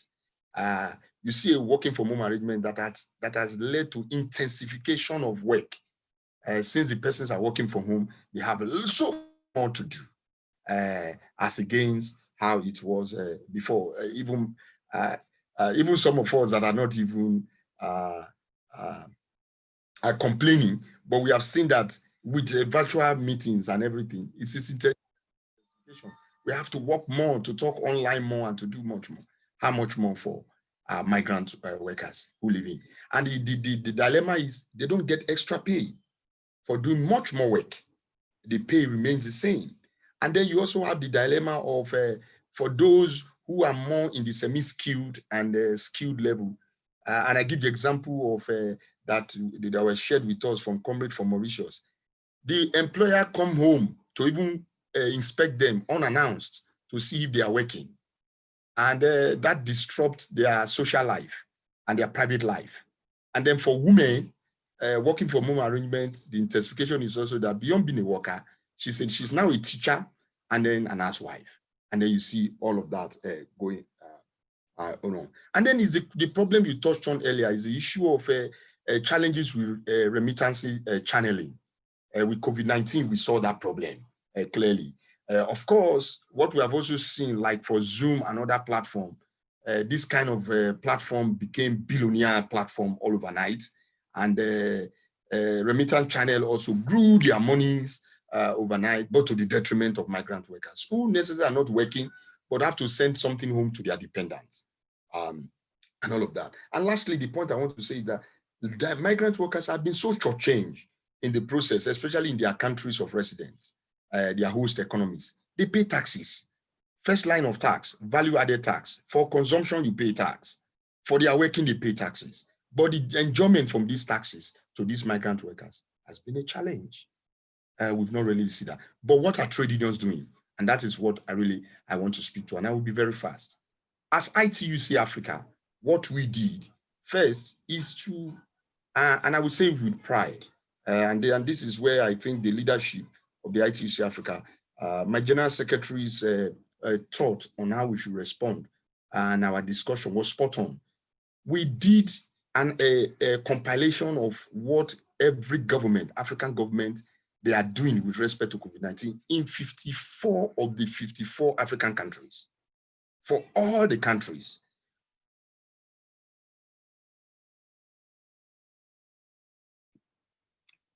Mr. Joel, I hope you're still there and I haven't lost you. So I've got the analysis that was done over the 54 countries. So we just lost you for a second. So you did analysis for 54 countries. Please continue. Yes. Okay. Okay, we did analysis for 54 of the African, of the entire continent, what government is doing in terms of the different provision. And we looked out for the question of how is government securing job, income, and how is government making sure that public health is prioritized. And in all of these analyses, we consciously put migrant within the picture, what is happening to migrant workers. And then we looked at what trade unions are doing also to try to provide support for this constituency. And I'll give quick examples of the wonderful things trade unions are doing. In Tunisia, for example, trade unions collected monies, put money together, created a fund for COVID-19 response. And they donated and asked others to contribute to it. And in contributing to that, they prioritized remittances, support to migrant workers, visiting them in their community, giving them food, shelter. Of course, at that point, COVID-19 intensification period, it was cold in Tunisia, including providing them blankets and or what have you to be able to protect themselves. In Guinea, for instance, we see trade unions visiting migrant communities, and this one in broad sense, African migrant communities. First, telling them how to stay safe, giving them the necessary COVID-19 prevention education, and then providing them non-pharmaceutical materials, hand sanitizers, soap, buckets, and face masks, and all of that. And then in Burkina Faso, we even see the trade union going beyond just migrant workers, but going to the camp of internally displaced persons to also say, we provide you food, we provide you support, this challenge we go. In other words, trade unions were busy providing hope and succor to these migrant communities.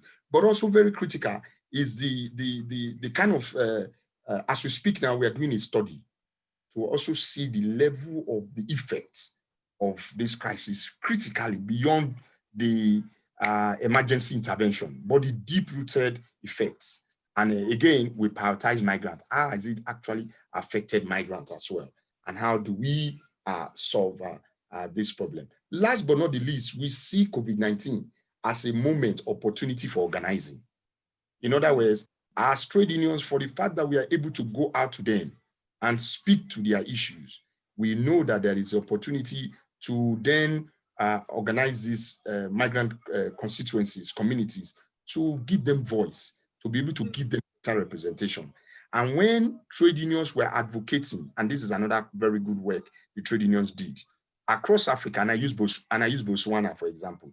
Botswana got its government to ensure that the states provide support for businesses so that nobody was fired from their jobs. They were able to keep their job, including migrants, workers. And the advocacy we are making is that with a crisis like this, there is no need for discrimination. The language, it should be clear.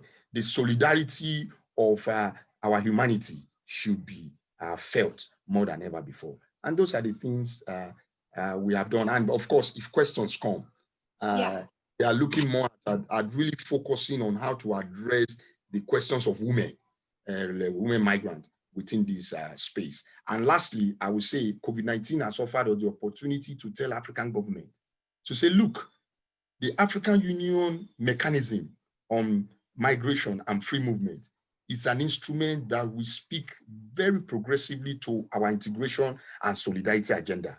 We should not allow sovereignty to become the stumbling block, because rather to strengthen our African brother and sisterhood, and we need to make why these opportunities to present itself. Thank you. Thank you very much. And I know to the question, the point you're making about how we need to go beyond national sovereignty, it's a comment that you actually made also in the first panel. But I think some interesting insights here, in particular around how trade unions have responded, starting off with trying to really understand the problem. You've spoken about a continental analysis, pulling together resources into a fund that then was created the space, if you will, to support with food, blankets, education. And what I'm hearing now is also maybe an unexpected benefit has been the ability to better organize migrant constituencies and migrant communities, which is something we need to think about as we look to build back better. Now, what I'd like to do is I'd like to go to the Director for the Social Protection Department at the ILO, Madam Charles. We've heard a little bit from the representatives of the workers. We've heard a little bit from representatives of the employers. I know that Mr. Langston is still with us, and he's going to give us a perspective of what the government is doing. But perhaps let's just quickly come to the ILO, because we know that the ILO has been monitoring measures taken during the COVID-19 pandemic. in particular measures to extend social protection to cover groups such as workers in the informal economy and migrant workers. Question to you is, are there any good examples and good practice on the extension of social protection to migrant workers that have particularly come to bear during this process or this experience of the pandemic that you can share with us today? Okay, hello. I don't know if you can hear me, Nosy? We can hear you beautifully, but okay, we would great. Like if you're able to put your video on, that would be fantastic. I've tried to do that, but I get a message saying you cannot start your video because the host has stopped you. So host, please come to the party. There we go. There we go. Okay, good to be with you. Thank you.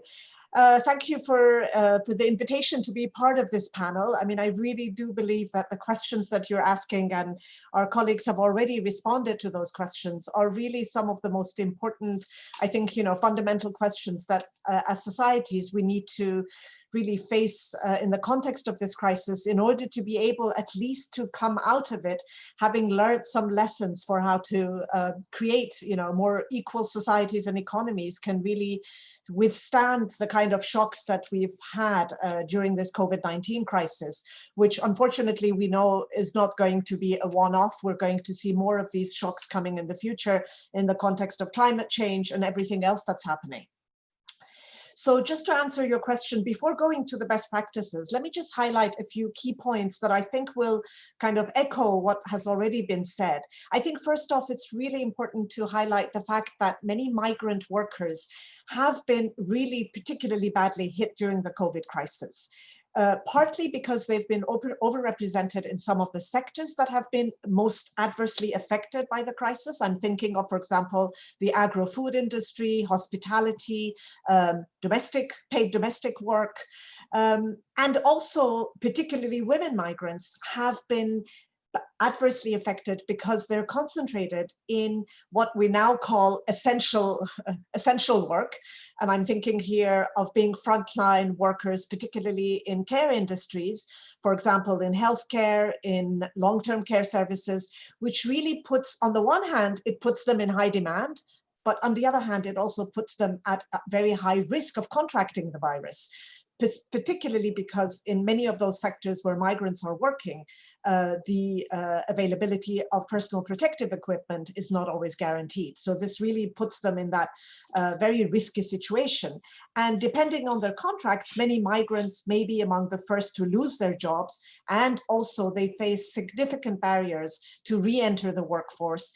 And also many of the international migrants are in a situation where even when they lose their jobs and cannot find another employment, they're not even able to return home because of the way in which lockdowns have happened and airports have been shut and borders have been shut. So it's been in many ways a really dire situation, I think. And of course, we have the challenges that colleagues have been referring to. Patricia referred to this, our colleague from the trade union referred to this.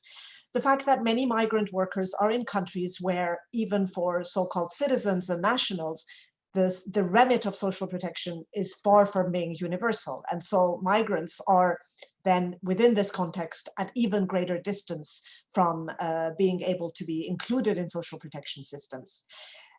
We know that many of them, the barrier they face is that they work in the informal economy. They do a lot of work and they pay taxes, whether it's consumption taxes or income taxes, but very often they're not able to benefit from the kind of social protection systems that have been put in place. And in addition, I think this is really important to highlight, in addition to being in the informal economy, for many migrants not having citizenship, which is a requirement for accessing some forms of social protection, also we have this important observations that in most social security systems, equality of treatment is only granted to migrants who have regular status. And this means that for millions of migrants that are not able to have that kind of regular status, they're again, outside of the social protection coverage zone. So multiple barriers, amazing barriers that they need to overcome in order to access any kind of social protection measure. And yet, in the context of the COVID crisis, I think it's also important, and many countries have realized this, that the lack of social protection for migrants is not only an abuse of their rights, as workers, as human beings, but also it means that it puts the public health situation of the country in which they are also at risk. When migrant workers don't have the ability to access healthcare services, when they're not able to use, to have, when they're sick, to have leave and have sickness benefits, they're forced into working in order to put food on the table, then they also at the same time are likely to put their co-workers and others at risk if they themselves are infected. So really we need to search for integrated approaches that can include migrant workers in national social protection responses, in line with this equality of treatment and non-discrimination principles that are very much enshrined in international human rights and international labor standards. So this is really important. And now to turn to your question about good examples, none of the examples are perfect, but I would like to highlight some relatively good examples. One, of course, in the context of a pandemic that we really need to be thinking about is the importance of everyone, including migrants, whether they're with regular status or not regular status, being able to access quality healthcare. Access to healthcare, including sexual and reproductive healthcare for migrant workers, should be on an equal basis with nationals and should include, at a minimum, being able to have testing and treatment for COVID-19. And as I said, this is crucial also from a public health perspective for the countries in which they reside. Then here we have, for example, countries like Colombia in Latin America, which has been providing free medical consultation to migrants and refugees with COVID symptoms, regardless of their migration status. So that is, a good example. Thailand is also covering COVID-19 treatment free of charge during the first 72 hours for both nationals and foreign workers with a valid work permit. So there you have it again, a qualification. And also, I think it's really important to highlight here that given the way in which we know that the COVID pandemic affects people when they're sick and they have the virus, very often, even when the immediate symptoms are removed, there's sometimes long-term health implications. So having only healthcare during the period when you have the acute symptoms of COVID is really not sufficient for many of those who will have longer term health impacts that need treatment and healthcare. So that's another concern to raise. Also very importantly to say that in the context of losing jobs, not being able to have an income, the income security dimension of social protection is absolutely critical and important for migrants to be able to have the basic sort of social and economic rights that all individuals are entitled to. And so here, the ability for countries to expand social security, to prevent poverty, destitution, hunger, in the context of the current crisis, expanding the scope of both contributory and non-contributory schemes such as unemployment and sickness benefits is absolutely critical for migrant workers. So we know, like in countries like Italy and Portugal, for example, through their mass regularization initiatives, that has helped migrants become eligible for social protection under certain conditions. Then you have countries like South Africa here in the African subcontinent, where you have things, non-contributory social protection benefits like the child support grant, which has seen its level increase during the COVID crisis. And also the old age pension, which also has had its level increased during the crisis. And all other grant beneficiaries will also receive an additional sum. I won't go into the details because it will take too much of our time. But I think what's important to recognize is that in the South African context, non-nationals who have permanent residence can qualify for these grants, for the child support grant, as well as the old age pension, which I was just mentioning. So this is important. But again, for migrants without permanent residence, it really puts them beyond that kind of access.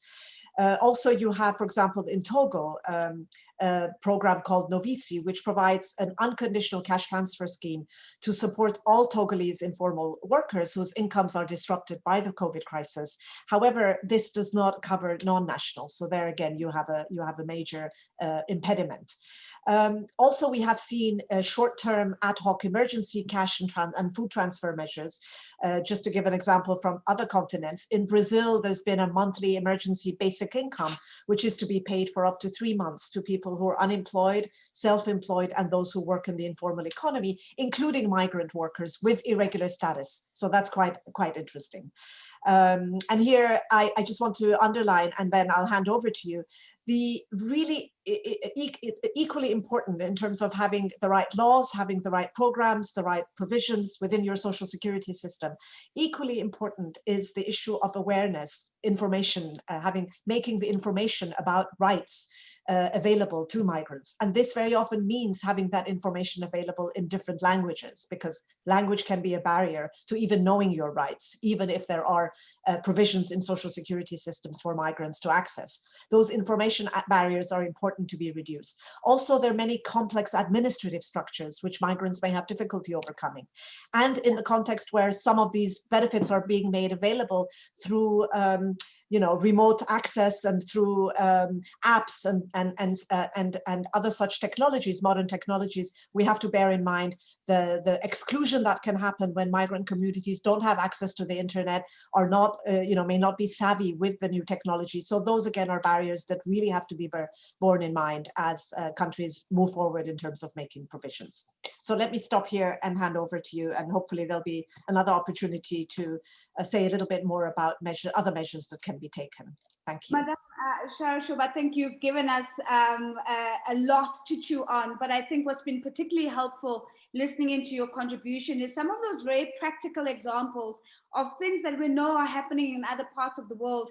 And of course, the impact of that is to begin to contextualize and ask ourselves the question, what needs to be true in my country for this to become the reality? So access to healthcare, at the same levels as nationals, including screening. And of course, thank you also for raising to the surface some of the conditionalities that then become a very real structural barrier that keep migrant workers outside of even very well-intentioned interventions. We've got to have the conversations about the conditionalities.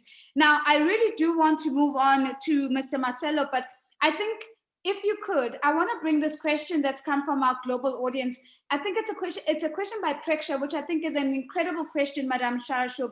If you could touch on this question very quickly. And the question is, how do you bridge the gap between ad hoc delivery of social protection for informal sector workers?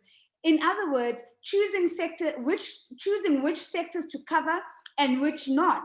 And how does this then impact long-term resilience of social protection systems? It's a complex question, but I would love to hear your thoughts around the thinking process that we should be undertaking as we're making those difficult trade-offs. No, I think it is a really important question and also a difficult one. I think one thing to bear in mind is that very often when we think about extension of social protection to workers in the informal economy, we know that there are, again, many barriers to be overcome. Generally, it has been easier to reach wage workers in the informal economy, whether it's, for example, agricultural seasonal workers, let's say agricultural workers or agricultural seasonal workers, domestic workers, that's another example, where at least there is a kind of, an employer as well in the relationship. And there have been efforts to provide social protection to informal wage workers. And, you have those examples, for domestic workers, for example, in South Africa, that has been done through the insurance system. You also have, other examples from Latin America, for example, with agricultural workers where this has been done and where the employer can also make contributions. This isn't within a contributory system I'm talking about.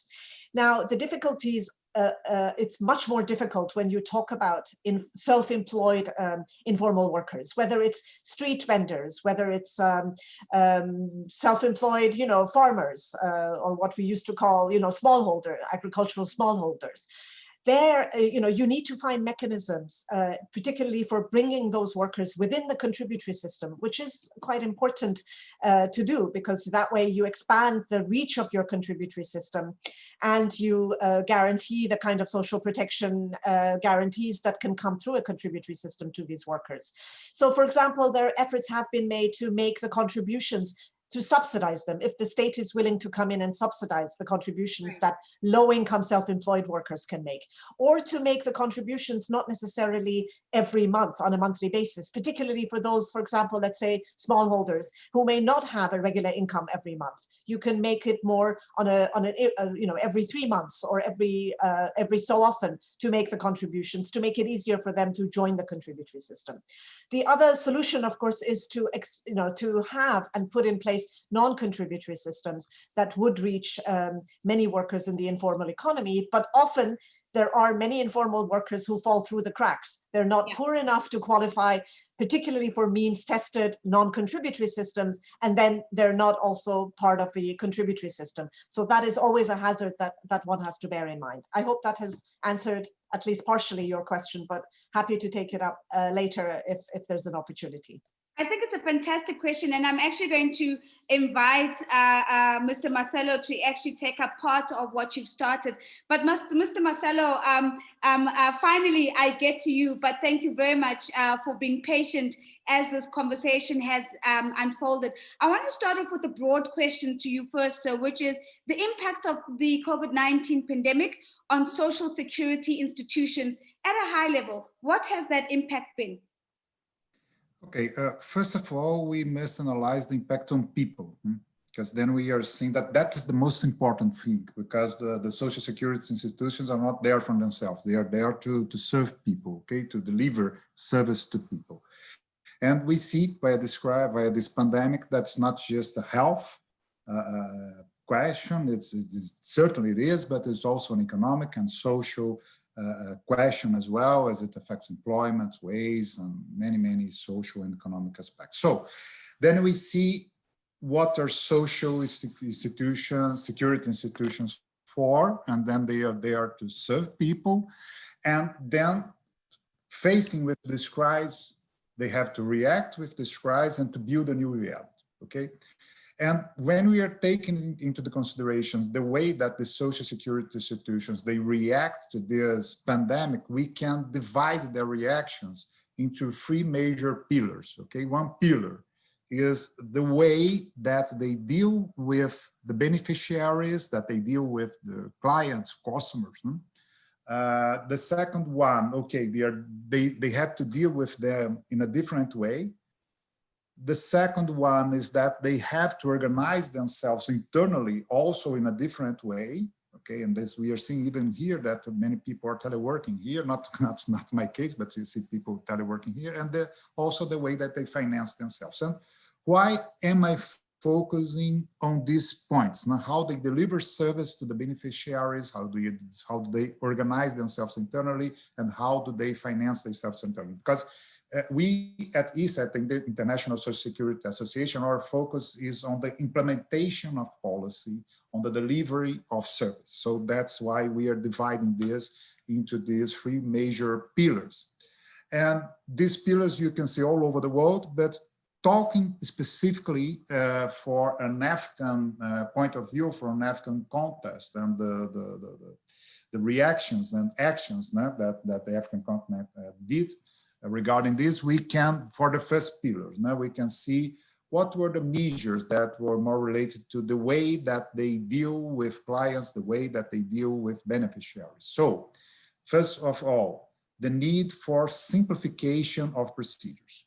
Okay, so many procedures that the people go there and ask, so they need to be simplified. And we can see some examples. So I can take the example of Algeria, for example, in which someone can elect a proxy in order to collect their benefits. So this is important because you see, you can have an older person that must go there by himself to take the benefits, and also all the commuting, all the interactions, and also increasing the risk of getting the virus as well. So this proxies is an example of how to deal with beneficiaries. But also in North Africa, we have seen some examples of routine medical checks for disabled benefits, employment accidents, that are being replaced by home-based administrative checks instead of going there.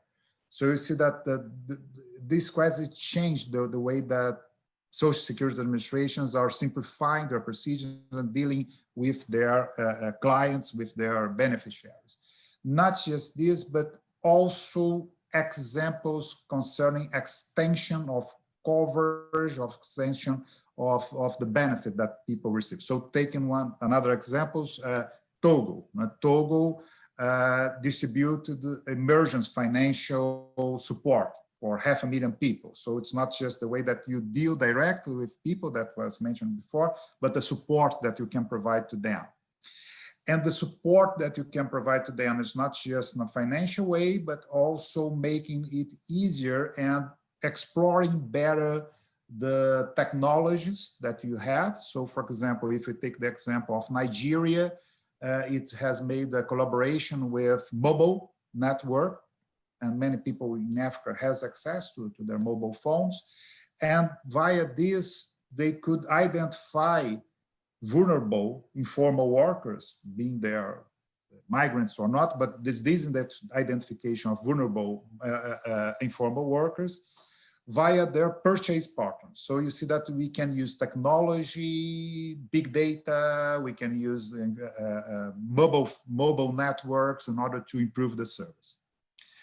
Another point that is important as well, when we are talking about the provision of better service to beneficiaries, and that's one point that was mentioned during it was interesting because this point was mentioned during the video, that the need for collaboration, of coordination among different institutions, among different partners. So one example also from Northern Africa that we are seeing, that postal service, they are being used to make some payments to old age people. So you see the question of coordination, not just with the public sector, but also with the private sector, mobile phone, using technology, interoperability, these things to provide better service to the beneficiaries.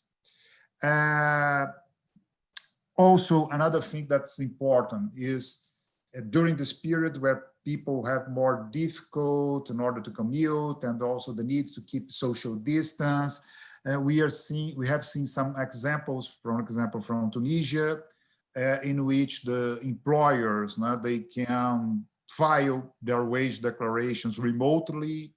And also one example in South Africa, the SASSA, that is the Social Security institution from South Africa, they have staggered their service at local office. So at certain times or certain days, they will attend old age people. Other times, other days, they will attend child care, other foster grants, things like this. So in this way, they can separate people, operate it better, and also avoid or limit the level of interactions that could spread the virus as well. So we see the way, one pillar of reactions is the way that these social security institutions are delivering service. But it's not just this. They must also have to adapt themselves to this new world, okay? So one example, not in every, we have listened one example that not did it, but one example that's being used widespread is teleworking. How do you, so you have to adjust yourself into this new reality, so you have to adjust yourself to provide service as well.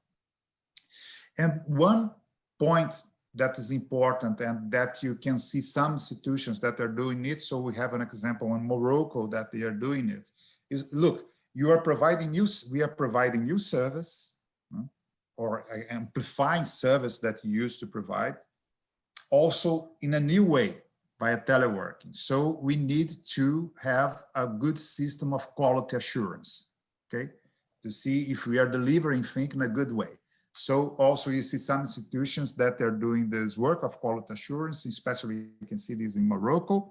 And also, as we mentioned, the case of Nigeria with the mobile network, and also in North Africa with postal service, the need for coordination. The third pillar, so the first one is how do you deal with your members, how do you deal with your clients? The second one, the internal way. The third one, financing. Financing, we know, we are facing an economic crisis, so obviously we are decreasing our contributions that we receive, we are increasing the benefits payments that we have, and we also have to reallocate our investments. So this, we can see that this puts a pressure into the long term, into the short term of the social security institutions, and they are dealing with it by rearranging their investments, and this can put some pressure in the market. So basically, we can see that the first point is that the social security institutions, they are there to provide service to people, and they are reacting via these three pillars: financing, the way that they organize themselves, and the way they provide service to people. Mr. Marcelo, it's an incredible contribution. 3 pillars of the kind of agility that we're seeing or change taking place from the way the social security institutions are engaging with their beneficiaries, the way they are reviewing their operating models, if you will, but also the way they're rethinking financing. I do have a quick follow-up question for you, and I am following up from a comment that Madame Shahshub made.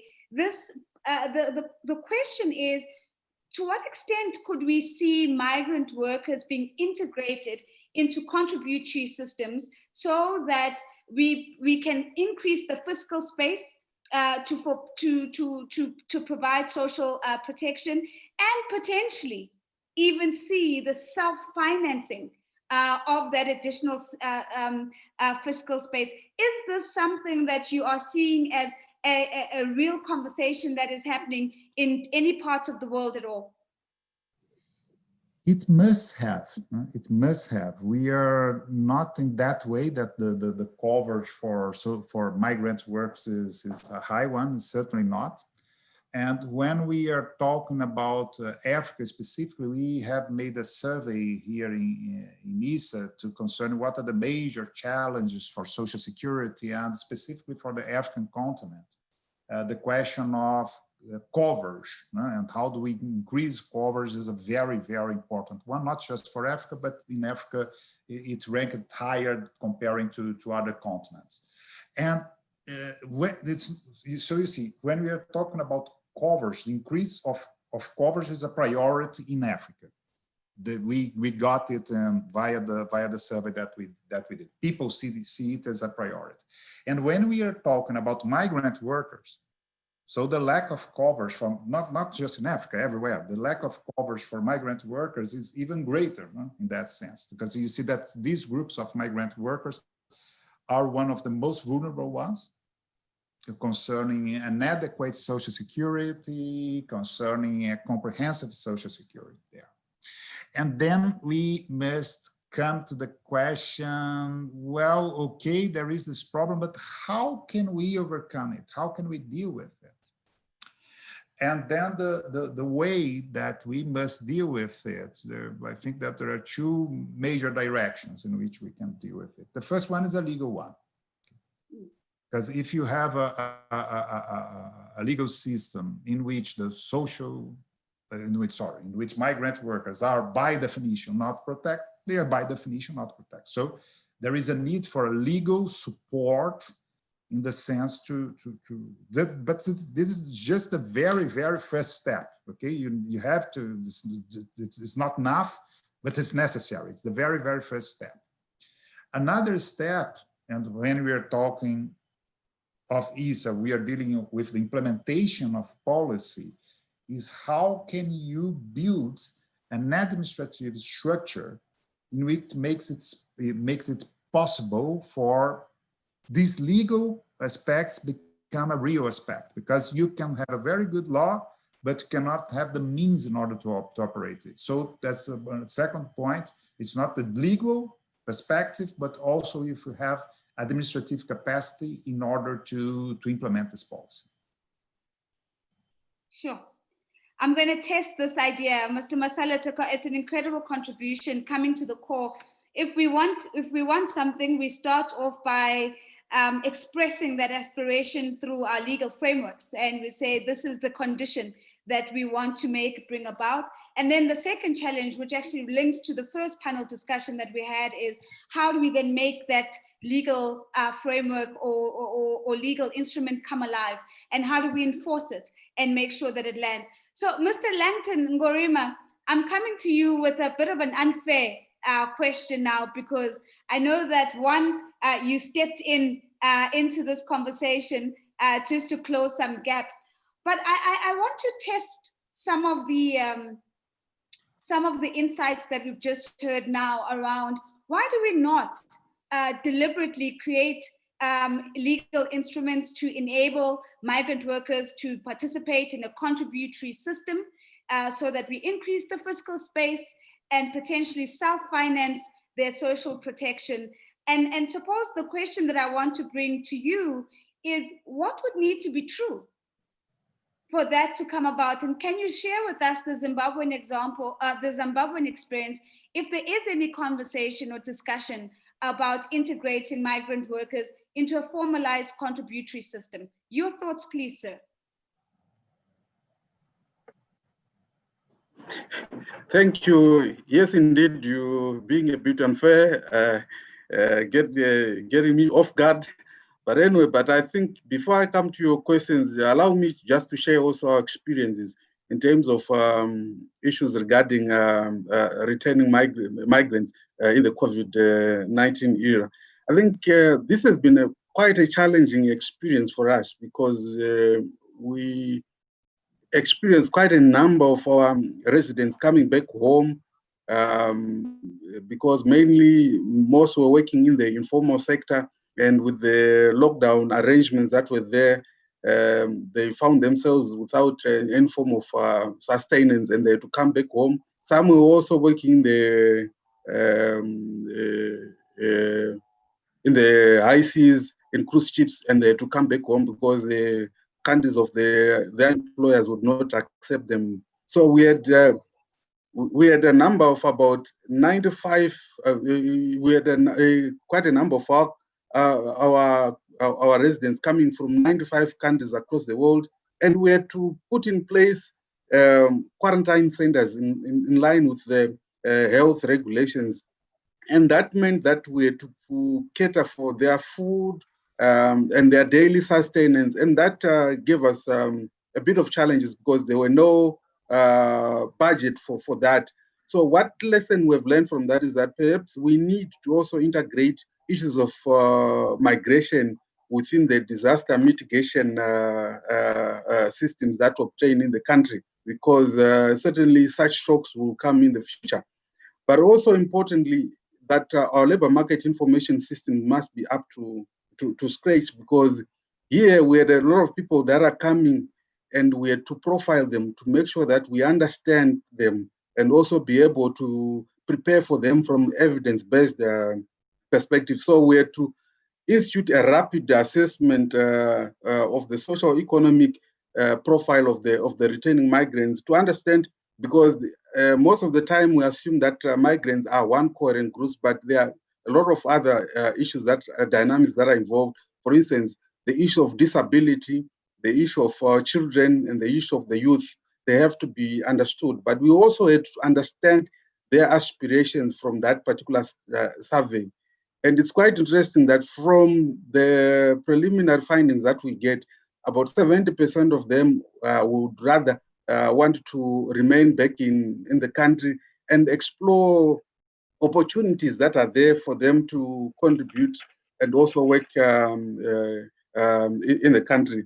And lessons learned, we have also learned that perhaps we can cooperate with the employers directly where there are no bilateral agreements, because quite a number of the employers of these people were making inquiries regarding the situation of their employees, because perhaps they would want to take them back once the restrictions of COVID are over. So they have provided assistance to have private quarantine facilities which are catered for the employer.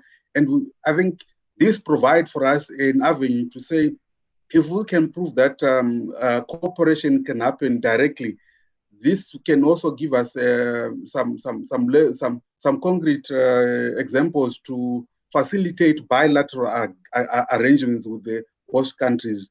We've also noted that perhaps we can utilize the skills of those returning migrants, because it is in these quarantine centers that we also noted that they were highly skilled people who helped us come up with some software to be able to generate data that can be utilized for us to better serve the returning migrants. But most importantly, we have learned that we have to deal with the issue of irregular status of migrants, because most of them, they wanted to have sustenance after returning back home, and we were able then to integrate them into the existing social protection mechanism because we had the data from them. And then we also realized that we need to have migration and health programs being in place, because one of the issues that was coming prominent was that a lot of these migrants had also underlying issues of chronic diseases. And whilst they were in the quarantine center, it was now a question: how do we access their medication that they were on, so that they could continue and that their health could not be compromised? But most importantly, we realized the need of coming up with an unemployment benefit scheme, and we're exploring ways of making sure that we have this unemployment benefit, because we didn't have it in our social protection schemes. And we believe that once we have it, we can also extend it to the migrant workers, so that the burden on the state to cater for the returning migrants can be catered under also this unemployment benefit scheme. And issues of vulnerable groups also was quite important. And we also realized that a number of these returning migrants were caught unaware, and they still have quite a lot of their belongings that are still stuck in these host countries. So mechanisms of making sure that we bring back those belongings to them, so that they can also maybe feel comfortable and enjoy their lives and also get what they have worked for. So these are quite a lot of learning lessons. Coming to your questions, I believe what is important is to then have within our national social security system, first, a mechanism. But of course, you understand issues of social protection where perhaps it's not non-contributory. You would need to have scientific evidence. So we need to have an inquiry as to the feasibility of these extending non-contributory schemes to the migrants. So I believe it's possible. We need to have first scientific inquiry, which then informs proper programming to have this. And at a regional level, I'm sure our social security, social protection systems can talk to each other and find a feasible way of making sure that we have a regionally integrated social protection system that also takes care of the migrant workers. I think. Thank you very much, Mr. Ngorima. I think, as always, you've stepped up very strongly to the challenge. And so, Mr. Marcelo, I'm seeing that your microphone is unmuted. I'm wondering if you're wanting to make a quick intervention, or if that's, so I'm seeing you've muted yourself again. Okay, that's fine. We'll all, go ahead. Did you want to say something, sir? No, it's fine. It's fine. Okay. All right, fantastic. I've got about 7 minutes left of this conversation. I want to come back to Patricia's voice. Patricia, let's come back to you. And in particular, I really want to now focus on what can we replicate? What is working? So when you think about measures that are working in the private sector, I mean, we've spoken about sectors that are most vulnerable to the pandemic.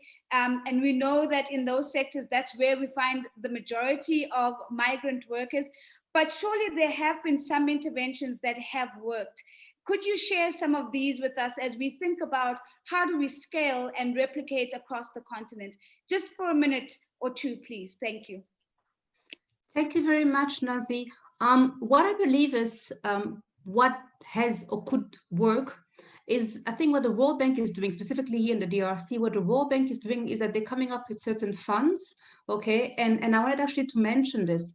I think that this pandemic has shown us that we are not shock resistant, okay? And I believe that we should establish a specific funds that will be managed by private sector, government, institution, organization, international organizations, or organization, institution, to actually make sure that when something like this occurs, because it might happen again for whatever reason, that we actually shock resistant, that we can actually fast do something about it. And I think that's basically what was missing from our side, or all of us, basically, because of course it's not expected, but I think that would be a main thing, because when you think of it, money is always the issue, money is always the problem. And for migrants, for just local citizens, it's the same thing. For local businesses, it's exactly the same thing. So we need to have a platform, we need to have something. I think you mentioned something that earlier on, but I believe it is about time to actually have a proper working platform that will make sure and that will ensure that when something occurs, can be a pandemic, can be a natural disaster, can be whatever, that we can actually have a very quick or very fast response, you see? Because the faster the response, the less troubles or the less lost in lives and whatever. That's what I can say, to be short. I think that's fantastic. So shock absorbers for resilience. And I want to bring Madame Shara Shuba, let me bring you quickly in here. On this question of building resilience and creating buffers and absorption, if you will, in what ways will the ILO be supporting member countries to make sure that they have the capacity and the muscle to do that? Okay, thank you, Nozi, and thanks for that question. Just before I say that, I think this point that Patricia made about really building resilient societies and economies, and this is one of the main functions of a social protection system, is to really build that resilience so that people can, individuals, families, communities can bounce back when they're confronted with a shock. I think that's really, really important. And I want to say that the fact that we had, the global community through the ILO, we had the social protection recommendation in 2012, and more than 10 years ago. And we, the fact that we didn't make any progress, enough, I would say we have made progress, but we haven't made enough progress over the past so many years, I think was partly because of the problem that started with the global financial crisis in 2008, and then the austerity measures that really tied countries' hands behind their backs and stopped them from really building the kind of social protection systems with universal coverage that the recommendation 202 was suggesting that member states, all of them, needed to do. So now I think moving on from this crisis, we really have to learn those lessons. And one of the things that ILO, Social Protection Department, Social Protection Team, and the ILO in general has been emphasizing a lot in the work that we do, which really speaks to the critical issue of the day, is the way of increasing fiscal space to extend social protection to everyone.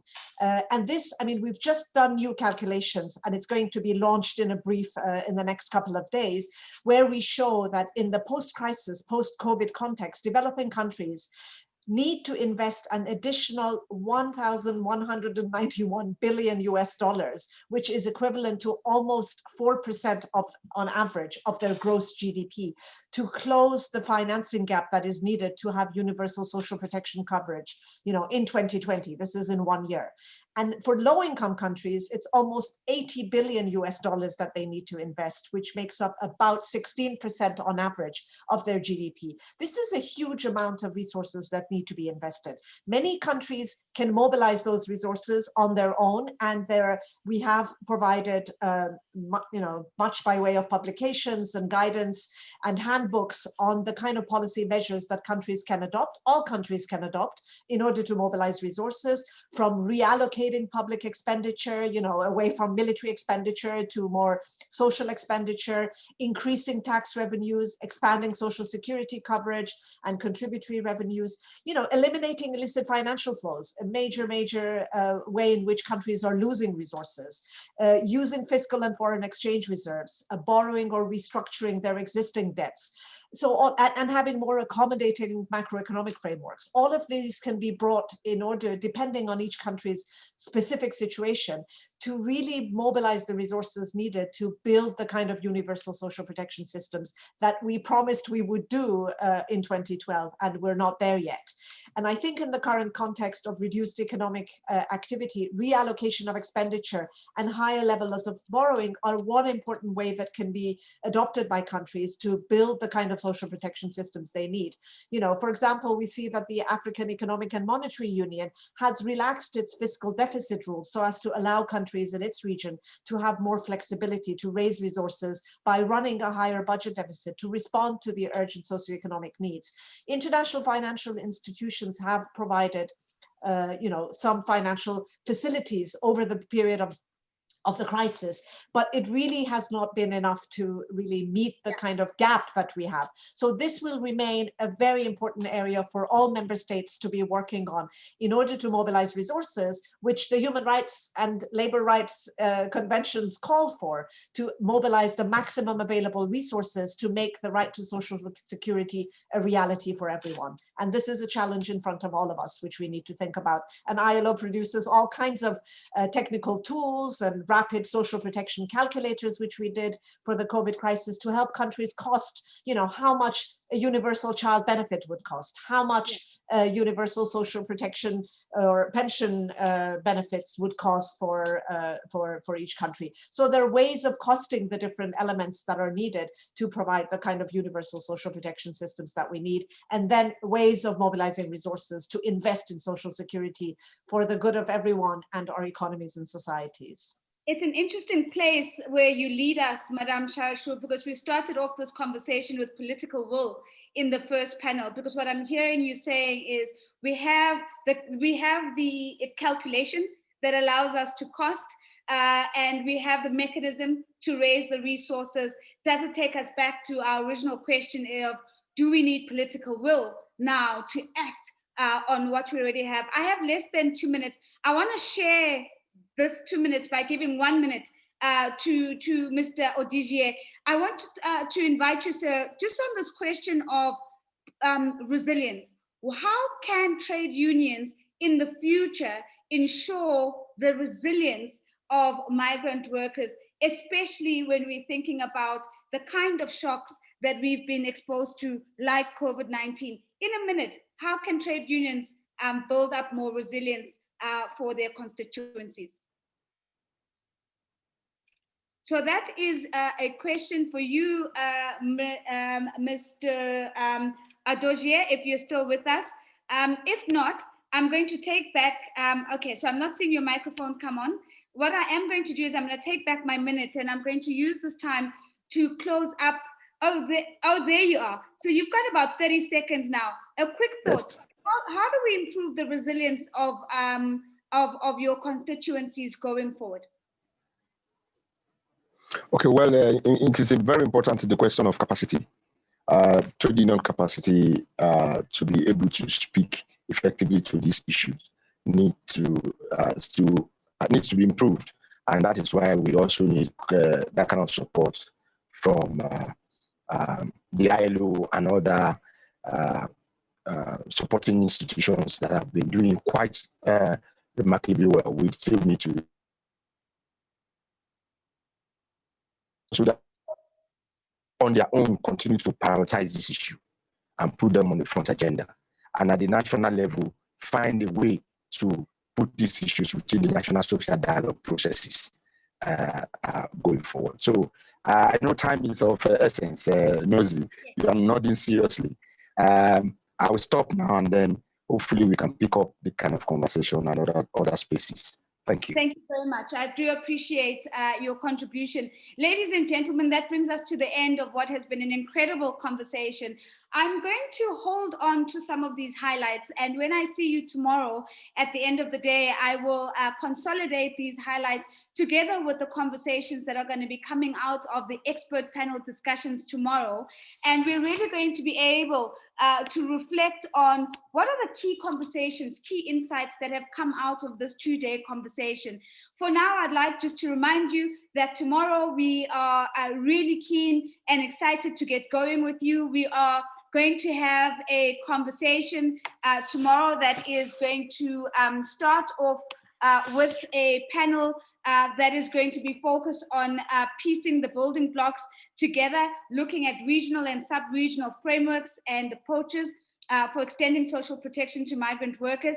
We're going to spend some time unpacking the challenges and opportunities and adopting policies in times of crisis. This is going to come out of your expert panel discussion. There'll also be an expert discussion on good practice in extending social protection to migrant workers through social security and labor agreements in Africa and beyond. So it's going to be an incredible conversation. So it's exactly the same time as today. We will see you same time tomorrow, and I will see you more in the afternoon tomorrow. Between then and now, let's share some of our insights, comments and questions. The hashtag is RightsMigrate2, hashtag RightsMigrate2. From myself, Nozipho Shabalala, it's goodbye for now. Thank you for joining us, and we'll see you tomorrow.